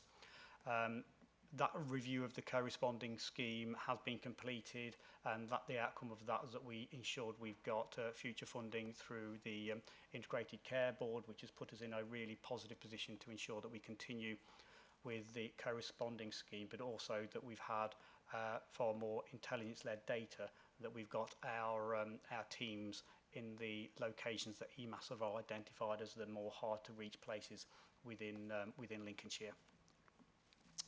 Our fire control systems are continually being reviewed, and we are linking that in regards to recommendations and findings that we've got from the Grenfell Tower inquiry, and also more recently from the Manchester Arena inquiry, to ensure that actually when we do have major complex emergencies, that our control systems are intuitive and can link in with all of our other blue light control partners, to ensure that we can share information immediately, and to ensure that our operational crews on the incident ground have full situational awareness. And we also play a clear role within the county's local resilience forum. As Chief Fire Officer, I chair the LRF, and we also have representation that chairs the Performance Management Board, so we are absolutely integrated within the local resilience forum. That is again growing from strength to strength. And our continued commitment is to support the work that is a national work within the Joint Emergency Service Interoperability Programme, which delivers those JESIP principles. and that's ensuring that we are adhering to the concept of all emergency services being able to work together to resolve all operational incidents. Then in regards to resources, to ensure that we are in a position where we've got the right resources in place to support all of our statutory duties. 2022-23 saw the beginning of the review of our line for business applications. That was the year that we got fully switched over to Microsoft Office 365, which has been a significant improvement for our staff within Lincolnshire Fire and Rescue, particularly with the bulk of our staff being quite remote and working on a part-time basis. So being able to have a more interactive platform has been really significant for us in regards to communicating, engaging, and actually being far more efficient with our work. We are continual to work to improve our technologies on our software applications to ensure that we can be more streamlined in regards to our work, and that is going to be a continued piece of work over the next few years in regards to business optimization. And in regards to future planning, we've started the work in 22-23 to develop our 22-24-28 community risk management plan, which will set out the future strategic work plans to mitigate our risks for those 4 years. And then another area was in regards to people, although I've spoken quite a lot in regards to my previous report, in regards to how we're supporting the increase of diversity within the organisation. As I've mentioned before, that's going to be a continued focus for us. But we've also introduced a talent management and succession framework, and the outcome of that is to ensure that everybody has got an opportunity to be able to be developed within the organisation and to reach their full potential. And we've also, which I touched on earlier, is there's a resourcing project that's going to link in with some of the benefits of our systems optimisation. But a resourcing project is to review all of our current structures to ensure that we've got the right capability and the right capacity in all areas of fire and rescue to ensure that we can be more fit for the future. That project will last for about 2 to 3 years, and then we will bring some recommendations through to the Scrutiny Committee at the most appropriate times. And then the final area, it's probably worth touching on in regards to the Statement of Assurance. What we've introduced into this Statement of Assurance, which is different from previous years, is more of a bit of a look forward. So we've already agreed what our priorities are for 23-24 that we'll be managing our performance against, and this is over and above our business as usual performance indicators. As this will be 23-24 will be the final year for us to deliver against the full 4-year period of integrated risk management plan. We set ourselves 12 priority areas that we'll be focusing on in 23-24 to ensure that by the end of that year, then we will have a full suite of priorities over the previous 4 years, and we will measure ourselves to see how successful we've been against the whole lifespan of the integrated risk management plan. And then we will take lessons learned or any gaps that's from that, and they will be fed into the next 4 years community risk management plan. So this is an overview of how we have been delivering against our priorities and giving some level of assurance on the scrutiny profile that we have for Lincolnshire Fire and Rescue. And the report is offered to Scrutiny for comments and any questions in regards to further assurance on how we are governing our business. Thank you, Vice Chairman. Thank you, Mark. I'll now open it up to committee, and I'll start with Councillor Nicola Clark, please. Thank you, Chair. Thank you, Mark, for the excellent report. I would like to ask you a little bit more and maybe to expand upon the Biker Down scheme, which is mentioned on page 78. I've looked at all of the information online. I was really interested in that. And it was oversubscribed in 2022 when it was introduced. So I'd like to know on about more about the uptake of that, if that's going to increase over this year. And also it mentions several things I want to ask you. It mentions about the course being enhanced. So if you could perhaps sort of highlight that a little bit more. And also, what are we doing to work with highways on this? Because Lincolnshire has some very interesting roads which bikers like to use, but also some very dangerous ones. So hence my question to you about collaboration with highways along that, and maybe is that something that we need to be aware of and maybe should be looking at and discussing more with highways for that, so that bikers can enjoy being out on the roads, but also they need to look at the conditions at which they're going out in, so that, you know, if it's heavy rain like today, not an ideal time to take your bike out. And a lot of people don't know that.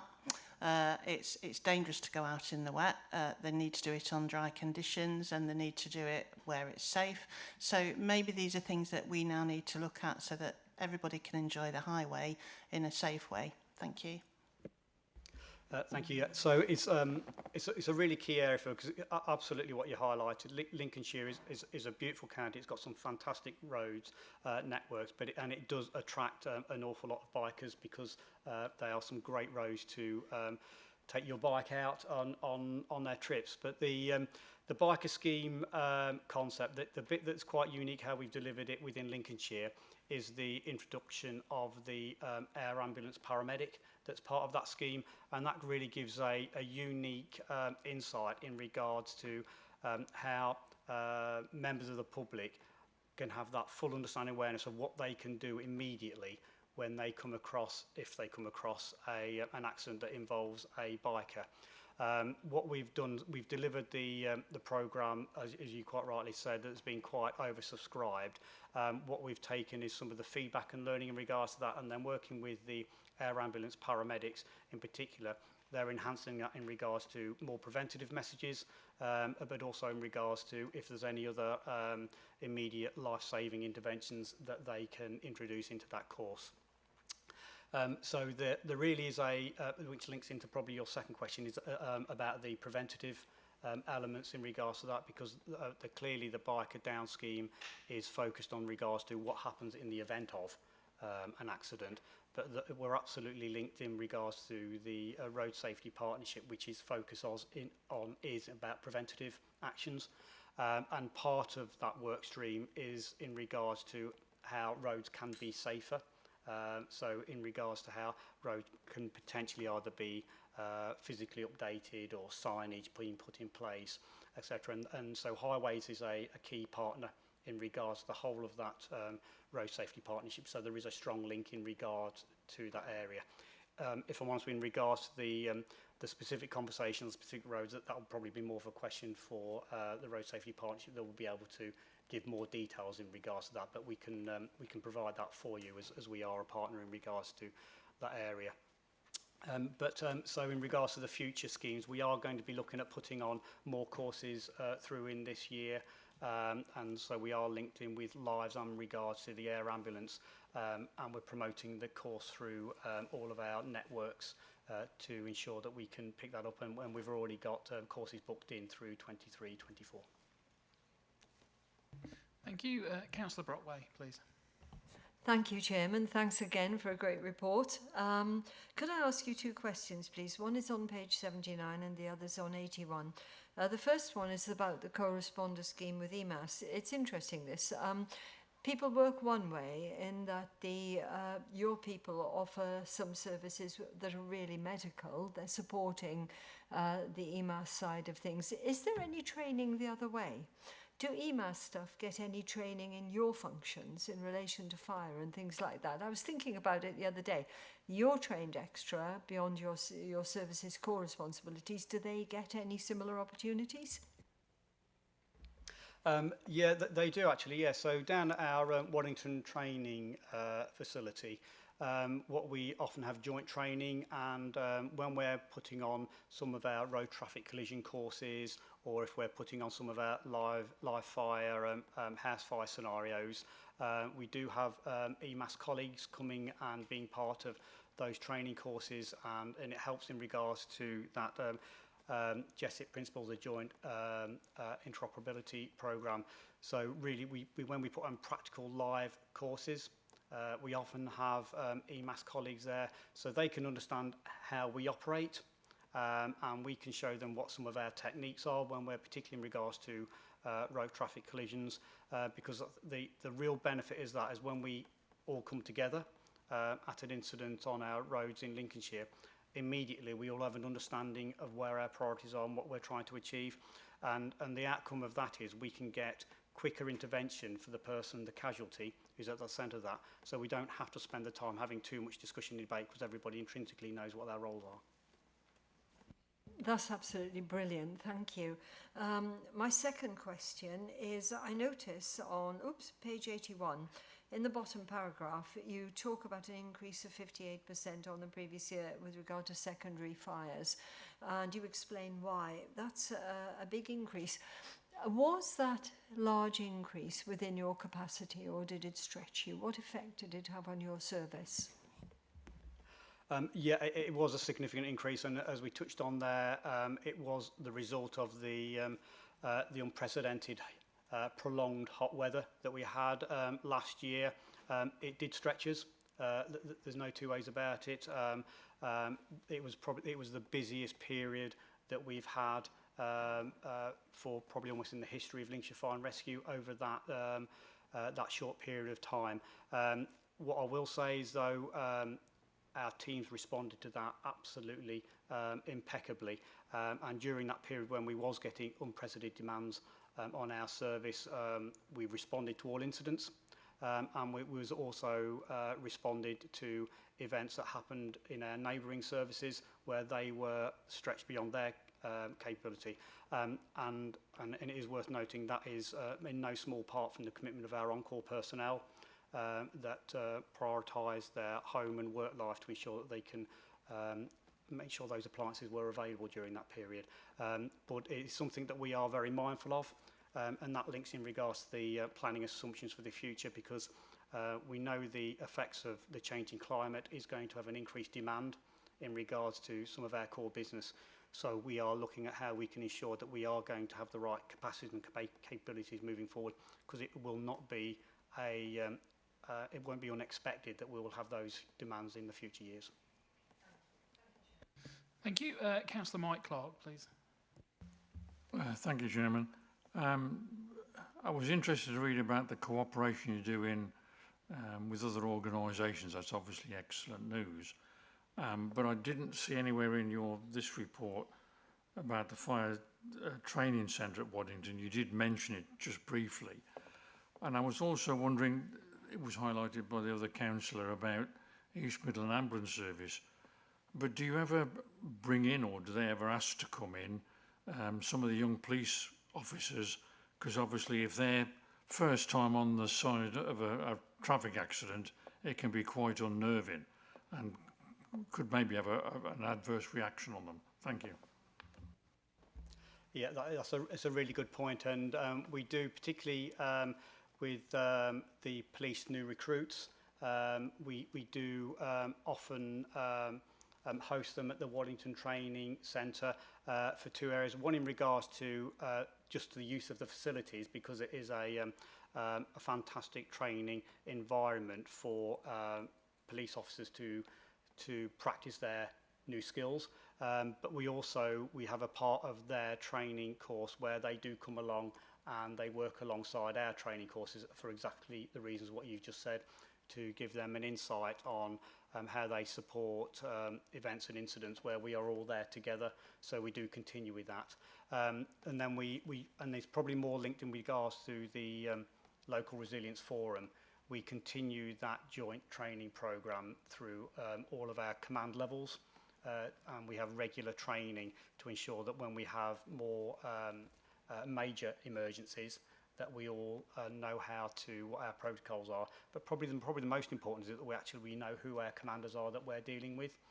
So that actually enables us to be able to be more effective. So the facilities that we've got, our county emergency centre, plays a big part in regards to having that joint understanding for all the blue light emergency services. But going back to the Waddington Training Centre, we are currently doing a review of what are the the potential collaborative opportunities in regards to sharing those facilities with the wider sector. We currently have a strong programme where we work alongside many other fire and rescue services, both nationally and internationally, that utilise the site, where we do joint training. As I said, we do have good arrangements with EMAS and with our police colleagues, but we're also looking at where we can expand that to ensure that we can make the most of our training facilities for that collaboration. Thank you. I've no further speakers on this item, so I'd like to thank you all for your comments. This is an excellent statement, so I'm pleased to move that we endorse the report and annual statement of assurance for publication on the County Council's website, and also ask that feedback and comments from the debate today taken under consideration by relevant officers and portfolio holders. Are we all in agreement, please? In a show of hands. Thank you. Thank you all. Thank you, Mark. So we'll now move on to item 8, which is the Public Protection and Community Scrutiny Committee work programme, and this is on pages 85 to 90 of the agenda pack. And I will hand over to Chiara, please. Thank you very much, Mr. Chairman. Just to remind members of the committee, the work programme is a standing agenda item to give you all an opportunity to review and scan the horizon and see what items are scheduled for the upcoming meetings of this committee, and also to give you an opportunity to consider and request any further additions to be made or considered. In our next meeting, which is now scheduled for the 25th of July, we are due 6 reports, one of them being an update by briefing. So we are due to receive a pre-decision item, the approval to produce to procure contracts for post-mortem and mortuary facilities. The Executive Council decision is already scheduled for the 31st of July till the 4th of August window of opportunity. We are also due the Integrated Risk Management Plan for 2020 to 2024 from the Fire and Rescue Service, and we are due the Service Level Performance Reporting against the Success Framework for 22-23 Quarter 4 report. We're also due the Performance of the Library Service Contract 7-year review report, and sitting in as a Crime and Disorder Committee, we are due the Antisocial Behaviour, including Community Trigger Strategy Elements report. And as I mentioned earlier, we are due also a briefing report on the Refugee Resettlement and Asylum Dispersal Arrangements 6-monthly update report. Now, previously and by email, Councillor Nicola Clark has requested an update from Trading Standards on the issue of vapes and vaping, in particular relating to younger people who are targeted through advertising campaigns, and it has been mentioned by Councillor Clark that several MPs have raised the alarm around this topic, and it should be brought in for consideration. Therefore, I would like to provide some assurance that this has been taken further with Trading Standards, and we are looking at bringing something in the next meeting or one of the next meetings. This concludes my update to you. If there's any further additions to the work programme that you would like to see, please do get in touch with me offline or do raise these now. Thank you. Thank you, Chiara. Is there any further additions you would like to see in the work programme? No? So I move that we note the report and approve the existing work programme as detailed in pages 85 to 90, and the additional item that has been highlighted in the update from today's discussion. Are we all happy with that? Raise your hands, please. Thank you. Right, we'll now move on to item 9, where we are sitting as the Crime and Disorder Scrutiny Committee. So item 9 is the work of Safer Lincolnshire's Partnership's Lincolnshire Women's Strategy, preventing women and girls at risk of entering the criminal justice system. So this item is on pages 91 to 100 of the agenda pack, and the report provides an overview of the actions undertaken by the Safer Lincolnshire Partnership to support women and girls at risk of entering the criminal justice system. So I'd like to hand over to Zoe Walters, who will be presenting this item, please. Thank you. Thank you very much, and good morning, everybody. So in December last year, I provided a high-level report to the committee in relation to the work of the Reduced and Reoffending Core Priority Group. And one of the elements of work that we cover as part of the Safer Lincolnshire Partnership, as referenced, supporting women and girls at risk of entering the criminal justice system. When I last presented, committee members asked for some more depth and detail around this work stream, so that's what I'm providing with you with today. Purpose of the report: ask for your views and comments on the progress that we're making so far, and also to seek support in how you can help us to promote and progress this work stream in your role as committee members. So, as stated, this work stream falls under the Safer Lincolnshire Partnership, and we have a statutory duty to reduce reoffending in Lincolnshire, and that comes under the Crime and Disorder Act. For assistance to committee members, I have attached an appendix, Appendix 1, which shows the governance arrangements as to where this work stream falls.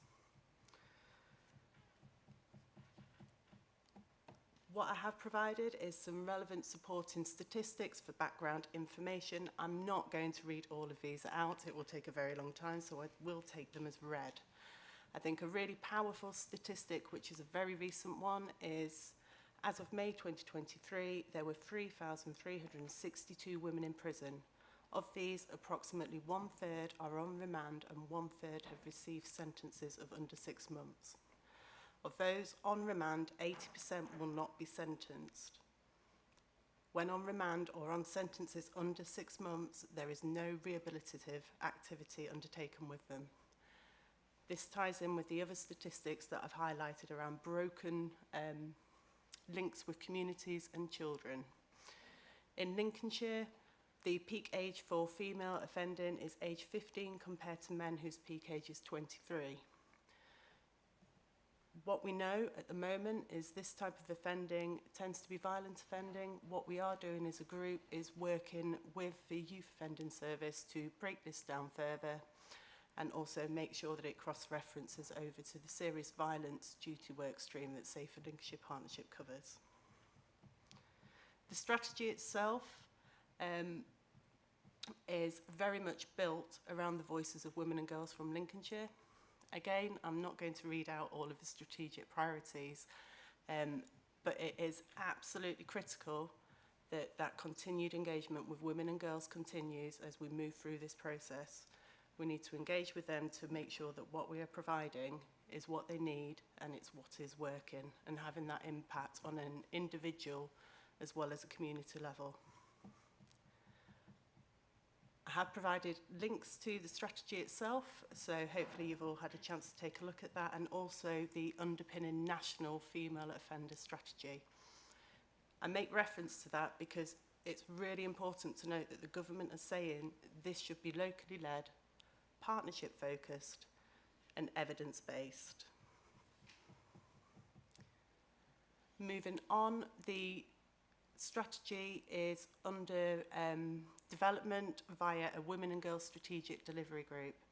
So in the report I've made reference to a Concordat. It's a Lincolnshire Concordat where a number of agencies have signed up to commit to delivering this strategy. At the Strategic Delivery Group, there are representatives from those who have signed the Concordat who attend on behalf of their organisation. We have representation from Lincolnshire County Council, and that is in the form of children's services, including youth offending. It's also the Adult Care and Community Wellbeing Directorates. The plan at the minute is in its early stages of development and is referenced later in my report. That is mainly due to the fact we have had ongoing work in relation to securing the funding so that this can become sustainable. Again, I'm not going to read through all of the delivery plan. I'm hoping that you will have some questions for me around this, which I will answer. However, the key focuses are, as I've said already, ensuring that the voices of women and girls are embedded. A women's centre approach. Now, we say a women's centre approach because we recognise that Lincolnshire is rural, we have transport to consider, and the cost of transport to consider in what we know is difficult timings around finances for individuals. Recognise also that we live in a digital world, so we need to make sure that there is online support and signposting available. Evaluation and research is absolutely critical. If we want to evidence that this is sustainable, then we need to have evaluations, data sets that evidence this. What we do have is really strong links with the University of Lincoln, who are assisting us with this in various ways. Trauma-informed approaches to training. Again, this is around upskilling the workforce with those who work directly with women and girls. And as I said, an event on the 23rd of May, a bit of kindness goes a long way and helps people to feel that they can engage with your services. Finally, on the delivery plan, we also make reference to data mapping and systems mapping. So again, that is around the information around what is available, where are the gaps, how are we going to use the Women's Centre approach to fill these gaps to meet the needs of women and girls at risk of entering the criminal justice system in Lincolnshire.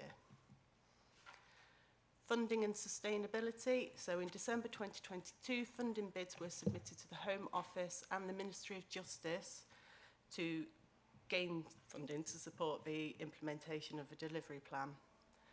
The outcomes and announcements of that were delayed quite significantly until March 2023. We were not successful in the funding for Home Office funding.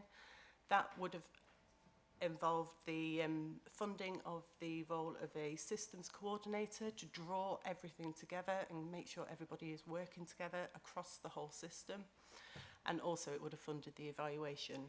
However, we didn't rest on our laurels as a strategic delivery group, and what I can confirm is that the Lincolnshire Office of Police Crime Commissioners and another partner who I can't name at the minute because it's all subject to final contractual sign-off, is providing the funding for the system coordinator post and the evaluation, and that is the benefit of working in a partnership, and I'm really passionate about this, so it really does work if you build your relationships with people.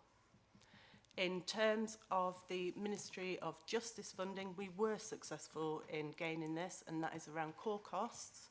So that is to fund the Women's Centre approach, and it is also to employ what we are calling women's navigators or pathfinder positions, and that is working directly with women and assisting them to build their confidence, skills, resilience, to attend appointments. It can sometimes be really quite challenging to walk through a door and speak to people who you perceive as being in a position of power. That is the purpose of that post, and signposting to those with the specialist skills that can support women and girls. That service will be delivered by Lincolnshire Action Trust, I can say that. The project around the Women's Centre approach, I can't give details on the finance at the minute. However, I do know that there is a press release coming imminently. So it will be out there very soon, but the funding is there. More recently, I can confirm that Adult Care and Community Wellbeing Directorate at LCC have very much agreed to support us with funding around the training element. That was missed out on the Home Office funding as well. So there's a commitment there, and we will be making sure that's embedded fully into the delivery plan. Highlighting as well that we did have an event here in the council chambers on the 23rd of May, and the purpose of that was to remind those who signed the Concordat of the importance of this work and gain a commitment from them as to what resources and support they can offer. Even if it's not a financial contribution, we recognise the pressures on individual organisations' budgets. Could it be a room? Could it be staff? What else can they do to support us? The organisers of the event, myself included, extend our appreciation to those who did come to the event from the committee. It was very much appreciated, and hopefully you found it of use to yourselves as well.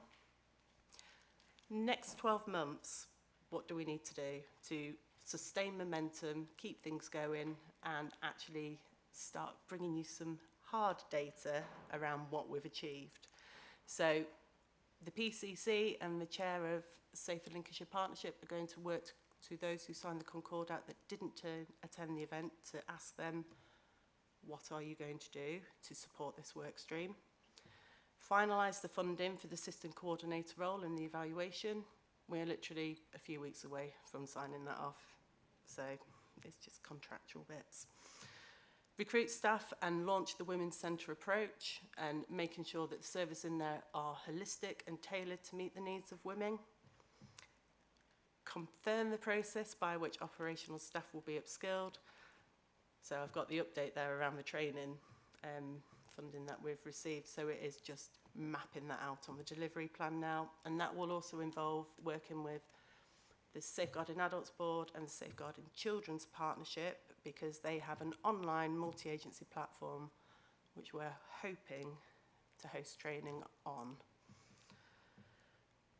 Finally, what we need to do is get the benchmarking data to support the evaluation, so then we can bring you some more information on what is that return on investment, what difference are we making.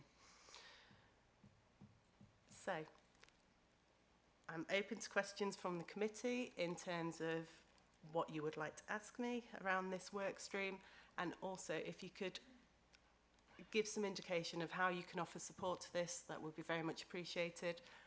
And I've also added some references around our social media tags and our newsletter as well, so please do subscribe to the newsletter.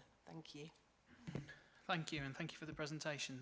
I was only unfortunately able to attend the morning on the 23rd, but it was a very useful conference, and I'd like to thank you for putting that on. I thought it was quite an interesting piece of work that was done at that. So I'll go to speakers now. The first one I've got is Councillor Nicola Clark, please.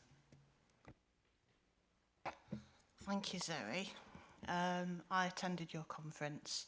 It was amazing, insightful.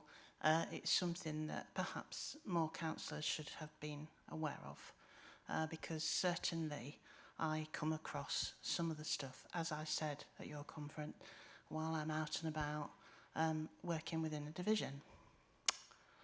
I'm pleased to see that we're going to be helping with the trauma training. So there's obviously been some progress made around that, and I think it's really important now that perhaps you can explain what that trauma training will entail, because let me explain, I'll just briefly explain what I come across. So I will come across possibly somebody contacting me within the division. This lady or person could have been moved from another area like Nottingham to a house. She will have then had to apply for benefit. She will have then had to apply for all sorts of other things. She's traumatised. She's got maybe children who are withdrawn. That puts an extra burden on the school who are watching that child who is withdrawn and trying to accommodate that child possibly separately. So it's huge. It's absolutely huge. Then, of course, when you go to apply for the benefit, what a lot of ladies will find, particularly those who are on remand, and when they're on remand, they don't get the support that they need. It can cause damage to families. Children can be taken away. It's just horrific. So the remand part of that is very distressing. But when people will come to apply for their benefit, it's possible that because trauma training hasn't been employed, that there is bias attached then to these people who are, or people who are looking for support and help, because they haven't had the proper trauma training in place. So that trauma training is vital.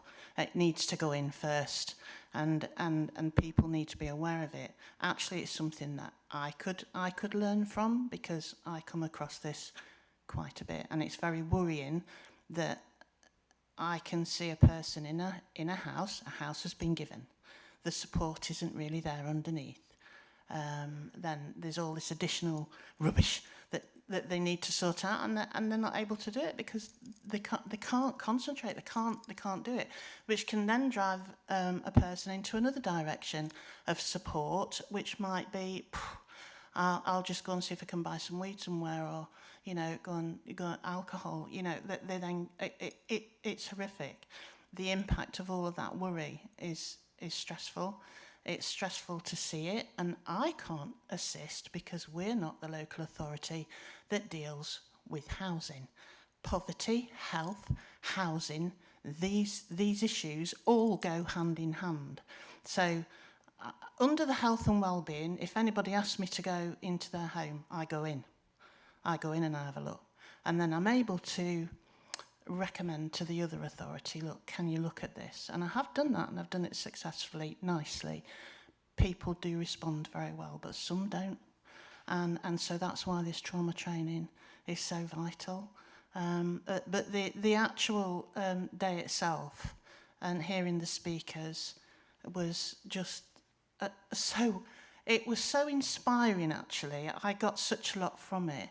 People were so open and wanted to talk about what had happened to them. People who had actually been within the criminal justice system and now working as mentors to other people. So I do believe that perhaps if councillors didn't attend, they missed out vitally on a lot of information, particularly as it comes to this meeting.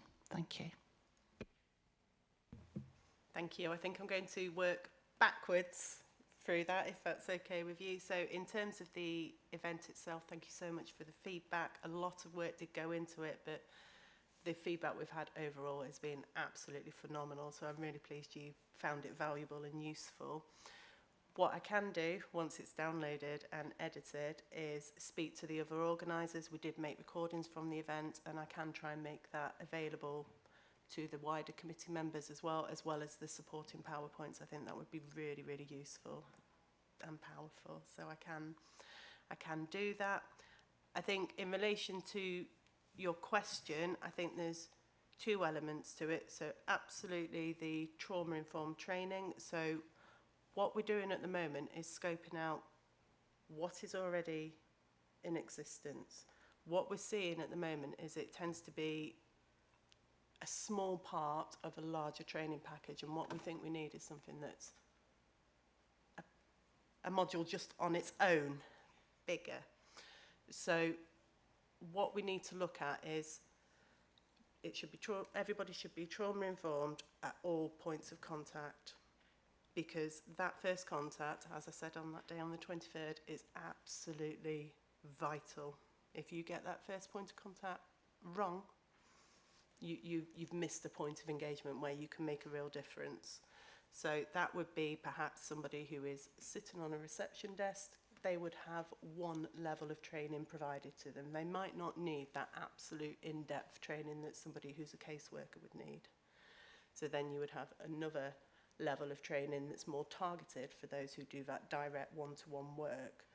And that training will recognise all of those different elements that you've made reference to, so around housing, accommodation, previous experiences, childhood trauma, domestic abuse. The statistics I provided in there show there's a real trend around women in the criminal justice system having experienced domestic abuse and the impact that has. So that's what I can tell you at the minute, and what we want to do is make it widely available, hence trying to use the it's called the Enable platform that both partnerships use, and I'm sure there would be the ability for councillors to use it. And also I know we have the voluntary sector colleagues in here also making sure that they're linked in, so we can promote it. There are voluntary sector forums run by the Safeguarding Adults Board and the Safeguarding Children Board where we can try and promote this work a bit further around there as well. What we also need to recognise is within that as well is that work of the navigator or the pathfinder. So where there are people who don't have that expert knowledge or skill to support around the logistics of getting through the benefits system, and do they have internet access? Do they have a phone? Are they contactable? All of these practical arrangements that need to be taken into account. That's just one example. The navigator role can assist with that, or signpost to people who can. And then finally, I absolutely recognise the comments around conscious or even unconscious bias at points of contact. So within my report I did highlight we've very much purposely not used the language of women or female offenders. Used on the national strategy, we're not doing that. because it's about diversion and we don't want to use that language. So it's women, girls, and in direct casework and case notes, what does the individual want to be called? Speak to them, use their name. It's simple points of courtesy like that will go a long way. Hopefully I've answered your questions. Thank you. Councillor Sneed, please. Thank you, Chair. Firstly, apologies for being so late. It's like the end of days out there. It was while I was travelling here. Thank you. Particularly interested in the paragraph Voices of Women and Girls, page 94. Quite a lot in there I'm interested in. I wasn't able to attend your conference, but I had attended a Prevent Day in Stamford last year on domestic violence, which was extremely interesting and leads into all this. If you could expand for me, really, on where the women told you that they'd only received positive support within the criminal justice system itself. They'd simply been ignored by existing services. Perhaps you could expand upon that a little bit for me, please. Yep, absolutely. So, as I said earlier, as part of forming the strategy, we sought the voices of women and girls. So that was undertaken by the University of Lincoln. And what they did was they mapped the journey of females from pre-criminal justice through to contact with the criminal justice, and with a couple of them exit from it as well. So what they're saying, and it seems to mirror a national picture, is that in terms of accessing support that they need, their view was that they only got the support that met their needs once they were in the criminal justice system. So that builds upon work that was undertaken by Baroness Corston previously around the needs of women and girls. So, and that was through engagement with services and individuals as well. And what we're seeing is that things aren't changing. So what we need to do is change it. I can't give you the exact methodology behind that right now, but if you want the full report that sat behind that element around Voices of Women and Girls, I can source that for you. I'm not sure if I've answered your question though, if I'm entirely honest. Sort of one simple question really, the existing services. So who exactly are you talking about? I mean, that's not all of the question, but that's part of it. I don't know that at the moment, but I can look into that. I wouldn't like to say right now. I'll look directly into the report that informed this, and then I will come back to you. Thank you very much. No Thank problem. you. Thanks, Chair. Thank you. Councillor Mike Clark, please. Thank you, Chairman. I was able to attend sort of half the session in the morning. I found that very interesting. It was pleasing to read that you've taken a lot of advice from these other organisations, and I was particularly concerned about Norfolk, which is similar rural.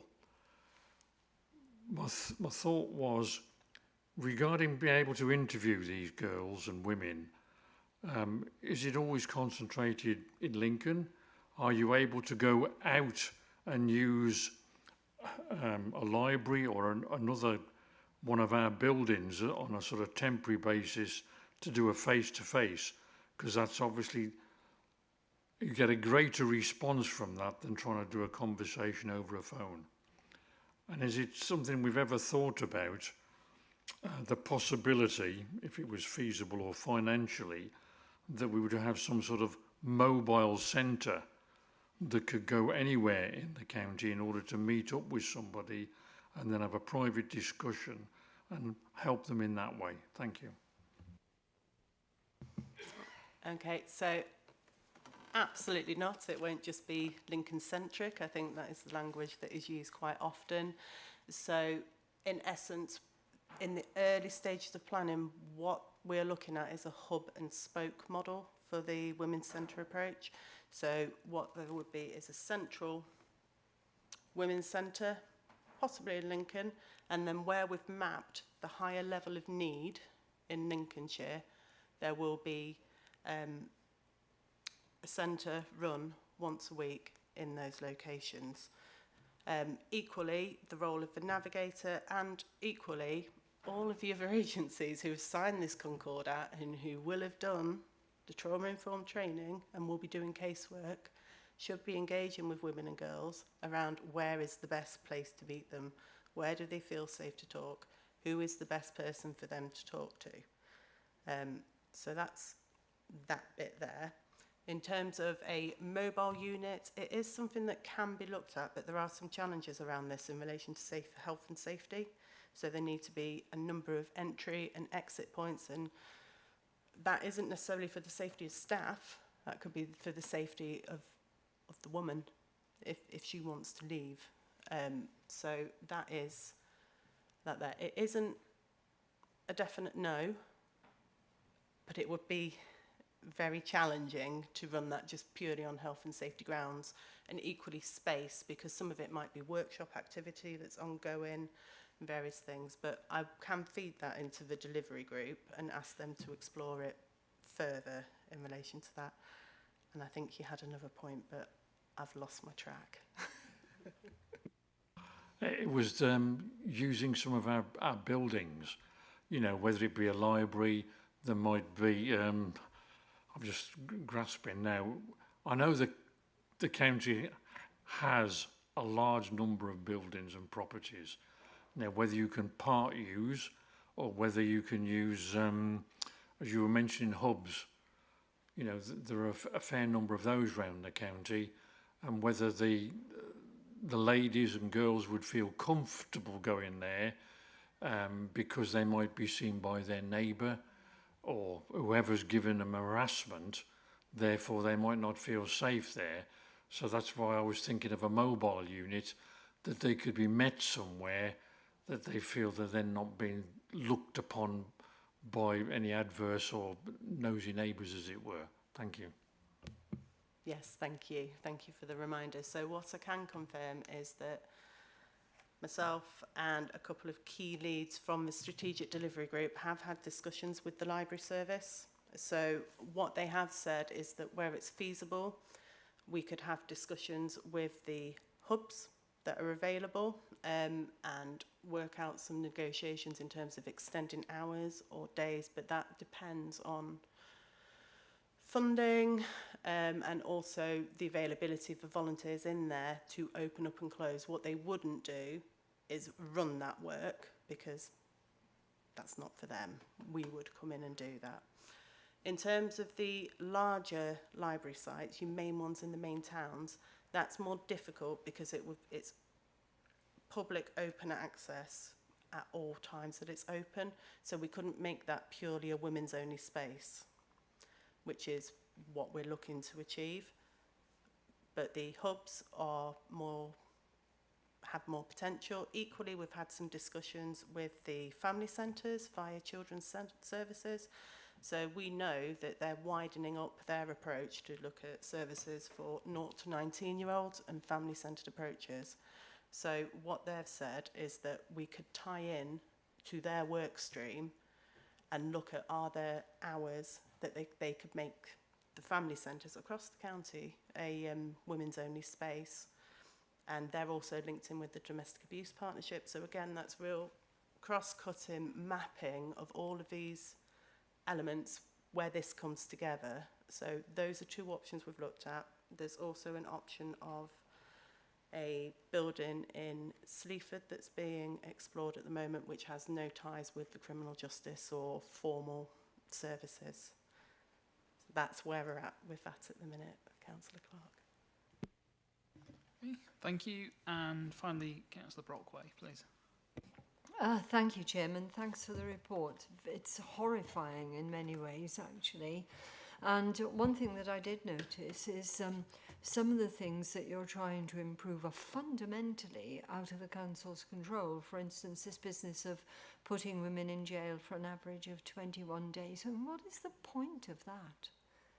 I mean, I suppose if it gave them respite from a difficult situation, you might be able to say there's some justification, but I'm not sure that as far as the penal services are concerned that it would be of any use whatsoever. I found that quite worrying, actually. And the other thing that worried me enormously is that in Lincolnshire, the peak age for females offending is 15. You know, they're still kids. They're in the middle of their GCSEs. And that's the peak age for offending for women. So my first question would be, Chairman, have we any insight into why that is? What is causing these 15-year-old girls, or that's the average age, obviously, what is causing that very young age to be involved? Because that means there's going to be some younger as well. Thank you. So that's the first question. Thank you. If I may, I'll come back on the question around sentencing, because I think that might give you a little bit of assurance about that, and then I'll come to the element around level of offending for 15-year-old girls. So one thing that I'm looking at, and it has come up in the last few days following the last strategic delivery group, is making sure that we have the local judiciary involved in this work stream and making sure that they are upskilled and trained so that they are fully aware of the implications when they impose a short-term sentence or if somebody is remanded into custody. What we can do is try and make use of links that we've already got through other work streams in the Reduce and Reoffending Core Priority Group. So there's links there under some work around treatment requirement sentences where we're already going into the judiciary to provide training. So hopefully that provides some assurance there. In terms of the rates of offending for 15-year-olds, I cannot give you the exact breakdown now. What I can tell you is that when Future for Me, Youth Offending Service in Lincolnshire, attend the strategic delivery group, what they are doing is they are providing detail around the needs and the pathways that linked into that offending behaviour. And what we're doing now is we are mapping that along with the work of the PhD student and wider published data that's more national, so we want the local input around how are we going to get this prevention even further upstream, because rightly so, we were questioned on our current delivery plan. A lot of it focuses on the Women's Centre. So what we're doing is generating our evidence base for Lincolnshire around the needs, the pathways for the 15-year-old girls, and we'll also be linking in with the joint diversionary panel work run by the Youth Offending Service as well, and seeing what data we can get from there. And also bits around exploitation, risk outside the family home, those sorts of things, how that link in. Okay, thank you very much. With regard to interventions, on page 94 you said that women's experience told us that third sector interventions were preferred to mainstream service provision. Can you tell me why you think that is, and what exactly is it that they are preferring? What is the third sector giving that the mainstream isn't? Thank you. I can't speak individually for the people that provided that feedback. What I can say from experience in my previous work within the criminal justice system and also from literature that I've looked at is that the statutory organisations such as probation, police, children's services, etc., if women and girls have had what they perceive to be a negative experience of that before, then that can provide an immediate barrier to positive engagement.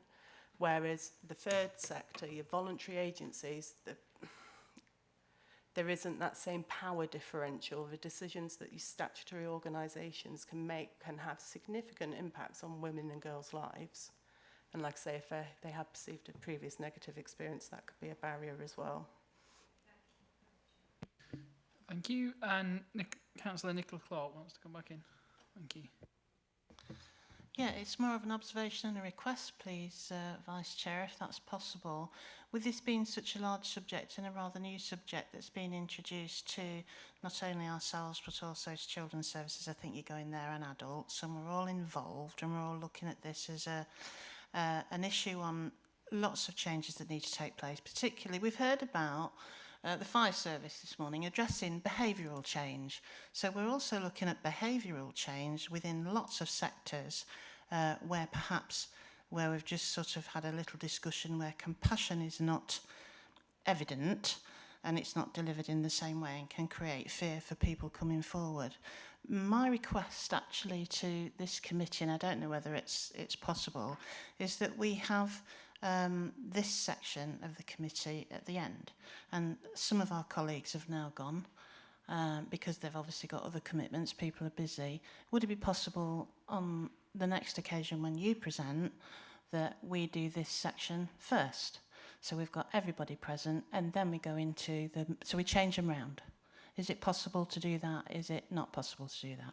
So that we capture then everybody. It's really so important. And I think when we come to the end of the meeting, you know, and sometimes we've had a lot of information to digest. Well, this particular information is very important to the county. You know, we've a lot of work to do here. And we've got to work with our partners, our other partners at the City of Lincoln Council, particularly because they're the housing authority. And so actually it would be useful to have this first as opposed to last. It's just a request. Thank you. Yeah, we'll definitely take that forward because I think it is an important subject. So we'll definitely look at doing that when it's coming back to us. Yeah, no problem. So is there any further speakers on this? No? Well, I'd like to thank you all for your comments and contributions to this. And I move from the chair that we endorse the report and record our satisfaction to the on the activities undertaken to date that demonstrate the effects of the Safer Lincolnshire Partnership to produce a strategy in support of women and girls that experience adverse situations and exhibit complex needs. I request that our feedback and comments from the debate are taken under consideration by the Safer Lincolnshire Partnership officers and portfolio holders. Are we all in agreement, please? Thank you. So I'll move on now to the final item. I'd like to thank you for your patience. It's been a long morning. And we've got the annual review of Prevent. And this is agenda item is on pages 101 to 106 of the pack. And this provides a summary of the Prevent activity in Lincolnshire during the course of 22-23. And the intentions for the coming year to ensure members are cited on a Prevent as a statutory duty. I'd like to introduce Richard Clare and Claire Newborn, who will be presenting this, please. Thank you. Thank you, Councillor Stokes, and yes, thank you for your patience. And now we're coming to counter-terrorism right at the end of the agenda. The paper before you, we bring an annual paper to the committee. We've done this year at a particular point in the calendar because there have been a couple of national developments that we were keen to ensure when we brought the paper to you, we were giving you the fullest amount of information. So it is somewhat belated. We usually bring it to you at the start of a calendar year, but it was deliberate. I'm going to move over to my colleague Richard Clare, who this is his first scrutiny committee. Richard joined the service last year as our dedicated Lincolnshire County Council lead for Prevent. And was instrumental in writing the paper, I've got to say, so I don't like to take credit for it. So I'll ask Richard to walk us through it, and then between myself and Richard, we should be able to answer any questions or comments you may have between us. Thank you.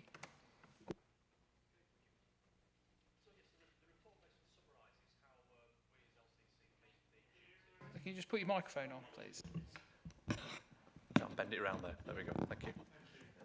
So yes, the report summarises how we as a council meet our statutory duty under the Counter-Terrorism and Security Act 2015. The report is reasonably brief, but I will just highlight some items within it that might be open to further discussion. So in terms of the background, then, you will start off with the counter-terrorist local profile. So this is done annually, and this summarises the threat and risk within our local area. It is generally quite close to the national risk, but as I've highlighted on there, with one exception, that most of the dominant established ideology here is extreme right-wing terrorism. Nationally, there is a higher profile for Islamist extremism, but that's not something that we experience within the county, and we have done some checks to verify that that is still the case. You'll then see about the individual ages. It says ages are under 25. Actually, the vast majority of our Prevent referrals that come through are the age range of 12 to 16, so it's quite young people that we're concerned with. Other items within the CTLP, it focuses quite a bit on neurodiversity. So this is quite an area of risk that we see, and a lot of work's been done in relation to that over the last 12 months. When we look at neurodiversity, it's particularly around autistic spectrum disorder that we've been concentrating on. And there's two aspects to that. The first aspect is that people generally with that condition are more susceptible to being radicalised. So part of the way their brain works makes them more open to that influence from radicalising people. But the other reason we look at it is also some of the traits that they show can be mistaken for being radicalised and having ideologies, when sometimes that isn't the case. So we're quite focusing on that for those two reasons, is to make sure that when the referrals do go through, they're going through for the right reasons and we're not misidentifying risks. The other highlighted area there is about online radicalisation. It's very easy to be radicalised online nowadays. You don't necessarily need a radicalising influencer, a person to do it. A lot of the material is open to people to research for themselves. So we're doing various bits of work around where that information is and how we can put things in place to counter that narrative by educating parents and children themselves about what is and isn't correct online. As it says, Lincolnshire is a low priority area. As you're possibly aware, that means that we don't get any central funding. There's nothing from the Home Office to fund the posts or the work that we do within Lincolnshire. However, it's identified that it doesn't mean to say because there is low risk that there is no risk at all. One of the things that's very evident, certainly in terms of the online radicalisation, is it almost makes geographic boundaries irrelevant. Someone could be quite easily sat within Lincolnshire and organising terrorist activity nationally, or as we've seen, internationally. Where there's things happening in other countries and actually the focus is within small local communities. So we're very aware of that just because we haven't had any terrorist activity within Lincolnshire recently, it doesn't mean to say there isn't things going on in a wider scale. So further down you'll see just an explanation about what Prevent is and about having to have due regard. In terms of governance, we've still got the Prevent Steering Group chaired by Martin Parker. So the LCC does take overall responsibility for managing Prevent within the county, so that's what my coordinating role is about, is making sure that we work closely with our partners, we have a partnership approach to the way that we deliver Prevent, and then we're obviously accountable to the Prevent Steering Group as a result of that. The CTLP itself drives most of our activity. We produce a delivery plan as a result of that CTLP, and that then identifies where we need to concentrate our activity, our work, where our training needs to be, where our engagement is focused. We do work quite closely with elected members as well. Councillor Bradwell and Councillor Rowe are the portfolio holders. Quite recently, we've now set up an East Midlands Champions Network for elected members, and Councillor Rowe has sat on that. That opens up a bit of a door for the councillors as well, because that would enable some of the training that goes through to Councillor Rowe and myself to be then passed on to wider councillors. And we're aware that there hasn't been any briefings recently. There's reasons for that, but that's something that we now hopefully will be able to do via Councillor Rowe's involvement with that network as well. We then talk about the changes in staff. Obviously, my role was created newly last year to be a coordinating role. The previous training role was stopped. We then re-recruited to that, but that is only part-time, and that does have a bit of an impact in terms of the training that we do, which I'll talk about a bit further down. But basically, there's now 2 totally new members for the Prevent team within Lincolnshire, certainly over the last sort of 9 to 10 months. The highlight really on the next bit is the benchmark assessment. So every year we are assessed by the Home Office to make sure that we are fulfilling on the basis of it our statutory duty, but also to then see what we do above and beyond what's expected of us. That was done in March, delivered through to us results in April, and that basically graded us as excellent, especially considering the local threat and risk profile. So we scored on a number of different factors within that assessment boundary. Most of those were good to excellent. There was one area where we are failing in our statutory duty, which is in terms of venue hire policy. We have got a venue hire policy written. It is still being looked at, and the difficulty is how that's going to be legally enforced or supported, and then how it's going to be delivered. As a reassurance to you, we're not the only area that's struggling in that area. The whole of the East Midlands, the areas that we link in with, none of them have actually got an established working venue hire policy. It is causing legal difficulties for every other local authority as well, so it's not just us. With the online resilience, as I said, we're doing quite a lot of work in terms of certainly young people and the threats online to them. We held a number of workshops in February and March, so this was identified within our CTLP, the local profile, looking at teenage males between the ages of 12 to 16 with ASD or other neurodiverse conditions. Because we'd identified that group, we decided we need to do something about it to help work with parents and carers who work with those individuals. So we got a Home Office bid sent through, we got some money for it, and we set up a number of virtual workshops There was 6 of those being run with 90 people in total. And that was to give advice, help to people who work with those individuals, how to identify when they are being radicalised, how to intervene correctly with those young people, because it's a little bit different how you do that compared to the average teenager. So we made sure that was quite focused on the impact of autism within those groups. It was very successful. We oversubscribed. Within 2 days, those 90 places were filled, and we could probably run that course twice, if not 3 times, with a number of people who were very interested in taking place in that training. So there's clearly a demand out there. We're now going to hopefully look at repeating that later on this year. We can't commit to it yet because the Home Office funding window isn't open, but we're going to put that bid through, and we're quite happy that we're going to get that repeated workshop, because it's definitely an area that people are wanting to have further information on. So in terms of learning development, there is a summary down there of our training offer. It is fairly similar to what we were producing over the last couple of years. The only difference recently is we're having to sort of revise that slightly. Our training capacity has been reduced, but what we're actually trying to do now is focus that in the right areas with the right people. So we're using the intelligence we've got where there may be community cohesion issues or other threats that are around, and then concentrate and prioritise that training in those areas that we think needs it most. The training is done both face-to-face and e-learning. The chart below then shows you about the numbers. Basically, the face-to-face for LCC staff has been fairly consistent over the last few years. The reason for that is it's done every fortnight. So we have 15 people who sign up months in advance, and that doesn't really change depending on wider circumstances. What did impact, as you'll see from the chart, is certainly in 2021, we were not doing direct inputs to schools, because when we do schools inputs, they are face-to-face in person within that building, and obviously those schools were shut at that time.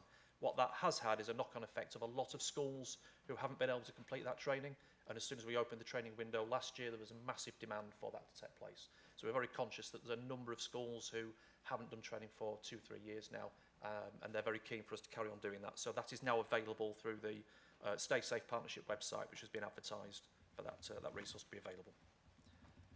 In terms of communication, one of the things we've only just now developed is a joint newsletter from all partners within the Prevent Steering group. We were aware that quite a number of organisations would send out information individually. That was often their interpretation of what the Home Office was providing in terms of training and development and news.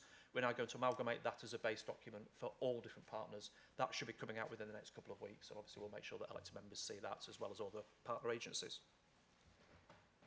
And then sort of really finally to finish off with the independent review. So this is what's probably going to have quite a big impact in terms of the next sort of 6 to 12 months. It's been a long time coming. We've been waiting for the review to come out, and certain aspects of it were sort of made known or leaked to a degree before it's published. But that is quite an intensive independent review. It is not a government review. It was independently commissioned by William Shawcross, and it did come up with 34 recommendations, which is quite a lot.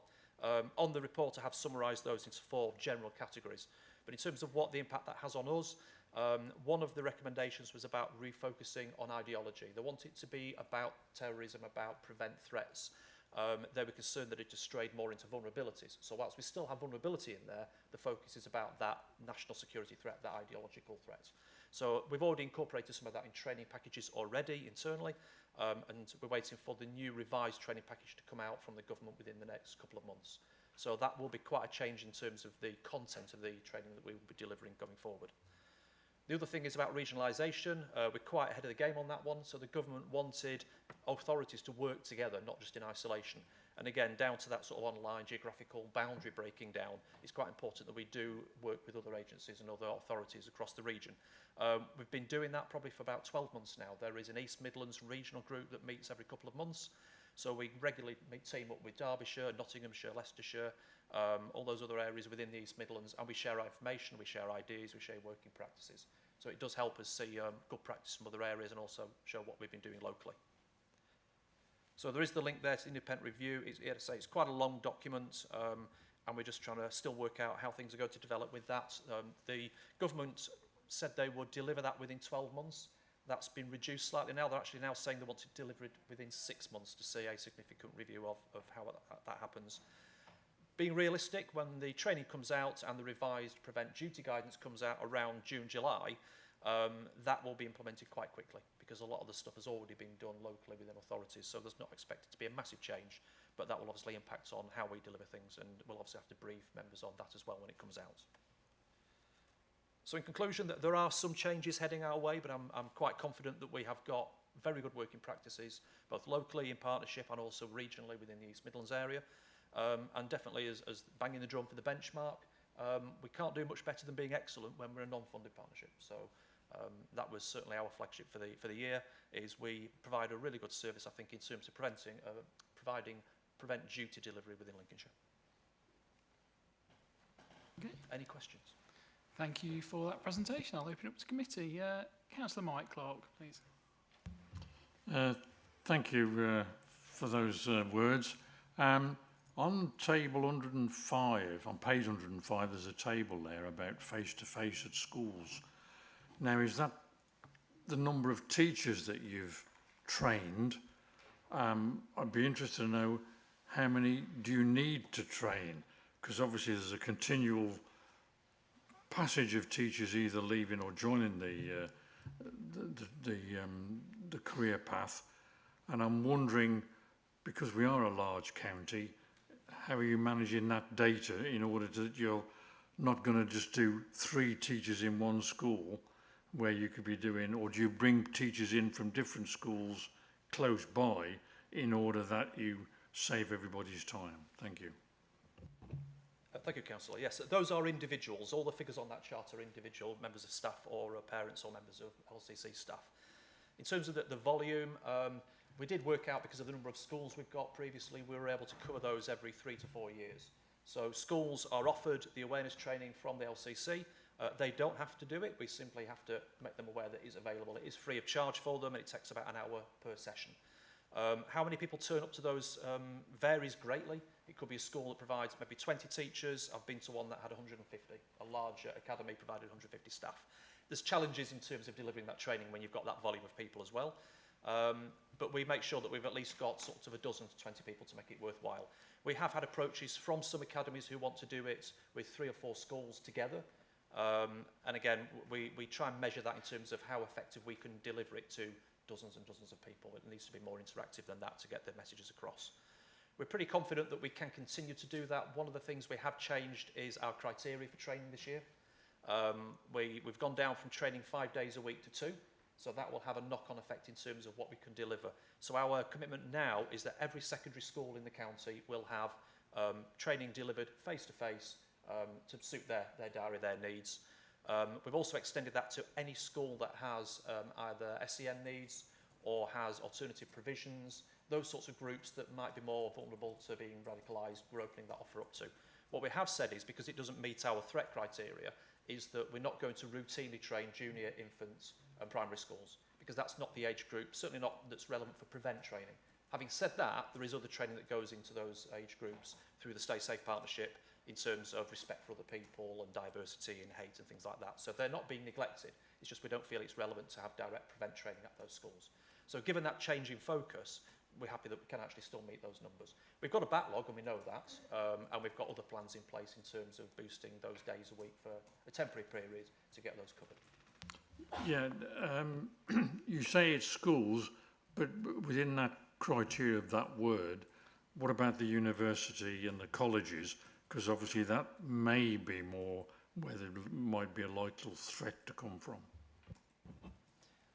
Yeah, in terms of LCC training, we now just deliver to LCC staff and commission services. So we're obliged to deliver it to secondary schools, junior schools, any other service that is provided by LCC. Universities and some colleges don't come within that because it is not part of our mandatory services that we do. They have their own obligations through education to find prevent training. We do have links with them. They sit on our prevent steering group. We have quite close contacts with them, and the regional education advisor that works with those as well. So we have been invited occasionally to do inputs at universities, but it's not our responsibility to provide that. Their duty is on themselves to get that training in place, but we do work closer with them.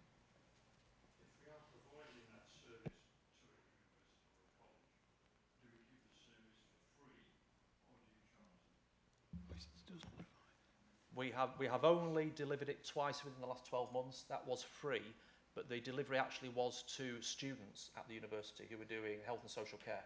So we felt it was quite important that those particular students understood what Prevent was about. So we do that sort of twice a year as a courtesy to them. because actually we can see a benefit to doing that. It's the same with any other groups. Any other community group could come forward and request prevent training by us. If it fits within what we see as our threat within the county, then we'll happily provide that free of charge. We have done that quite recently to a group of volunteers that works with people in the rural communities, because we know that they deal with people who are under stress, are vulnerable, have difficulties within their lives. So we could see a benefit to doing that. So we did provide that free of charge. Thank you. Thank you. Councillor Nicola Clark, please. Thank you, Vice Chair. Thank you for the report. It's really interesting and informative, very similar to the one we had before, and I think equally as important. I'm pleased to see that on page 105 that there is going to be a development day for elected members, because I often feel actually that with the training that's available to officers, and I often look at it, I'm missing out. I can't join in, and it would be useful actually if elected members could be included in some of that training, because we would be able to pick it up. For those of us that attend Scrutiny, we'd be able to pick up those threads, and actually we would gain information. It would be very useful. We can do that, and we can also do e-learning in our own time. I know there are some e-learning facilities available to us, but actually when we're talking about the business of council and you wanting us to be lead members in our area in which we work, and some of us try to do that, we're not often seen as leaders within our area. You know, we're often targeted. So it's important, I think, for members to understand the role around community cohesion, and I did that in a previous council with officers, with the Equality and Diversity Officer, because it was important for us to recognise things like hate crime and also the information that you've been delivering today. So it would be nice to be included, and maybe that's something that council can think about for the future, maybe not in my time, but we need to be doing that together. And also as well, we work with our partners in other councils, and I often feel sometimes that when we're looking at an overall issue like this, overall training, overall package that we all need to be aware of and we're all trying to do in the same place, that actually we could come together. So we could have City Council, they're invited, and we do a workshop together because it brings us together. We then have to speak and communicate with each other. Many of us do that already, but some don't. And it would be useful, you know, a really useful tool to get people to do that, because it is about cohesion and we're all working in the same place. So for me, that's really important. I hope you can take that away with you and have a think about it. Thank you. Thank you, Chair. Yes, thank you, Councillor Clark. I think actually that's a really useful suggestion about how, as we have so many district council in Lincolnshire, how we could actually do something as a collective, and we'll take that to the Prevent Steering Group that those district councils sit on, and we'll put that forward. We do ordinarily, we do commit to at least an annual development day for all elected members, and we do that in conjunction with counter-terrorism policing in Lincolnshire. And we did do that again at the start of last year. Given some changes within counter-terrorism policing locally, we're yet to establish the dates. I know we work with Democratic Services to organise something, and the intention is that we will still do that this year, but it's just getting their availability given some changes. Thank you. Thank you. And finally, Councillor Brockway, please. Thank you, Chairman. Again, a very interesting report. I'm getting some cracking reports today, Chairman. We really are. I love this committee. This is my favourite committee.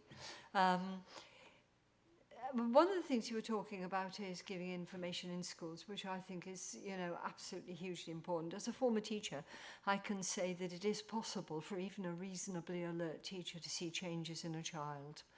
The changes, you just know that there's something different, and it is very, very possible for teachers, even if you don't see the child very often, you can see changes in children in their demeanour and their behaviour. So, I mean, I'm really pleased that you're doing that.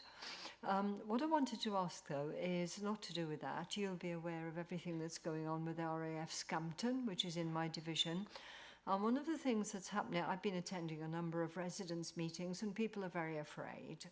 And it's genuine fear of the unknown, but fear of terrorism. And I wonder, is there any scope for giving training or information to people in the community about Prevent? But also, one of the things I'm finding is that people are some people, not all, some people are intending to keep their heads down because they're afraid, which means that if they come across something, they're not likely to pass it on. So there's two things there. Is there any way of helping to inform members of the public? Could you help me to inform my residents, because I have meetings with them, about Prevent, but also to how do we assure those people who are afraid and who might be afraid of passing things on when they really need to? Thank you. Yeah, I believe the Scrutiny panel already has a report about Scampton and immigration in general and some of the issues that you get those bits of information separately. It is something that we are aware of. I am part of the subgroup around community cohesion related to IF Scampton, so I do have an input on that, and we are aware of some of the pressures and concerns that are around. What I wouldn't want to do is link the two directly together, because that is not the case. But what we are aware of is that some far-right groups have already come to Lincolnshire on the back of that. What would be beneficial, and I've already offered this through that subgroup, is to train local community groups in how to identify those groups and how they piggyback on the back of legitimate concerns and legitimate protest for their own reasons. So we've made the offer of doing that. We just have to be careful in what way we do it. Thank you. Yes. This is a bit silly perhaps, but when we had, previously, when we had our committees in Committee Room 1, when an officer came and did their first report, we used to give them a bit of a clap. So let's give them a clap. I thought it was brilliant. Well done. Thank you for that, Councillor Brockway. So I've got no further speakers today. So I move from the chair that the report be received and record our satisfaction on the activities undertaken to mitigate even the continuing threat from terrorism and to raise awareness across a variety of third sector organisations, schools and local communities, and request that our feedback and comments from the debate to be undertaken under consideration by officers and portfolio holders. Can all members please raise their hand if they're happy with this? Thank you. So that is agreed, thank you. So that brings us to the end of the meeting. So I'd like to thank everyone for your attendance and contribution and patience as well, because it's been a fairly long meeting. And I'd like to close the meeting. Thank you.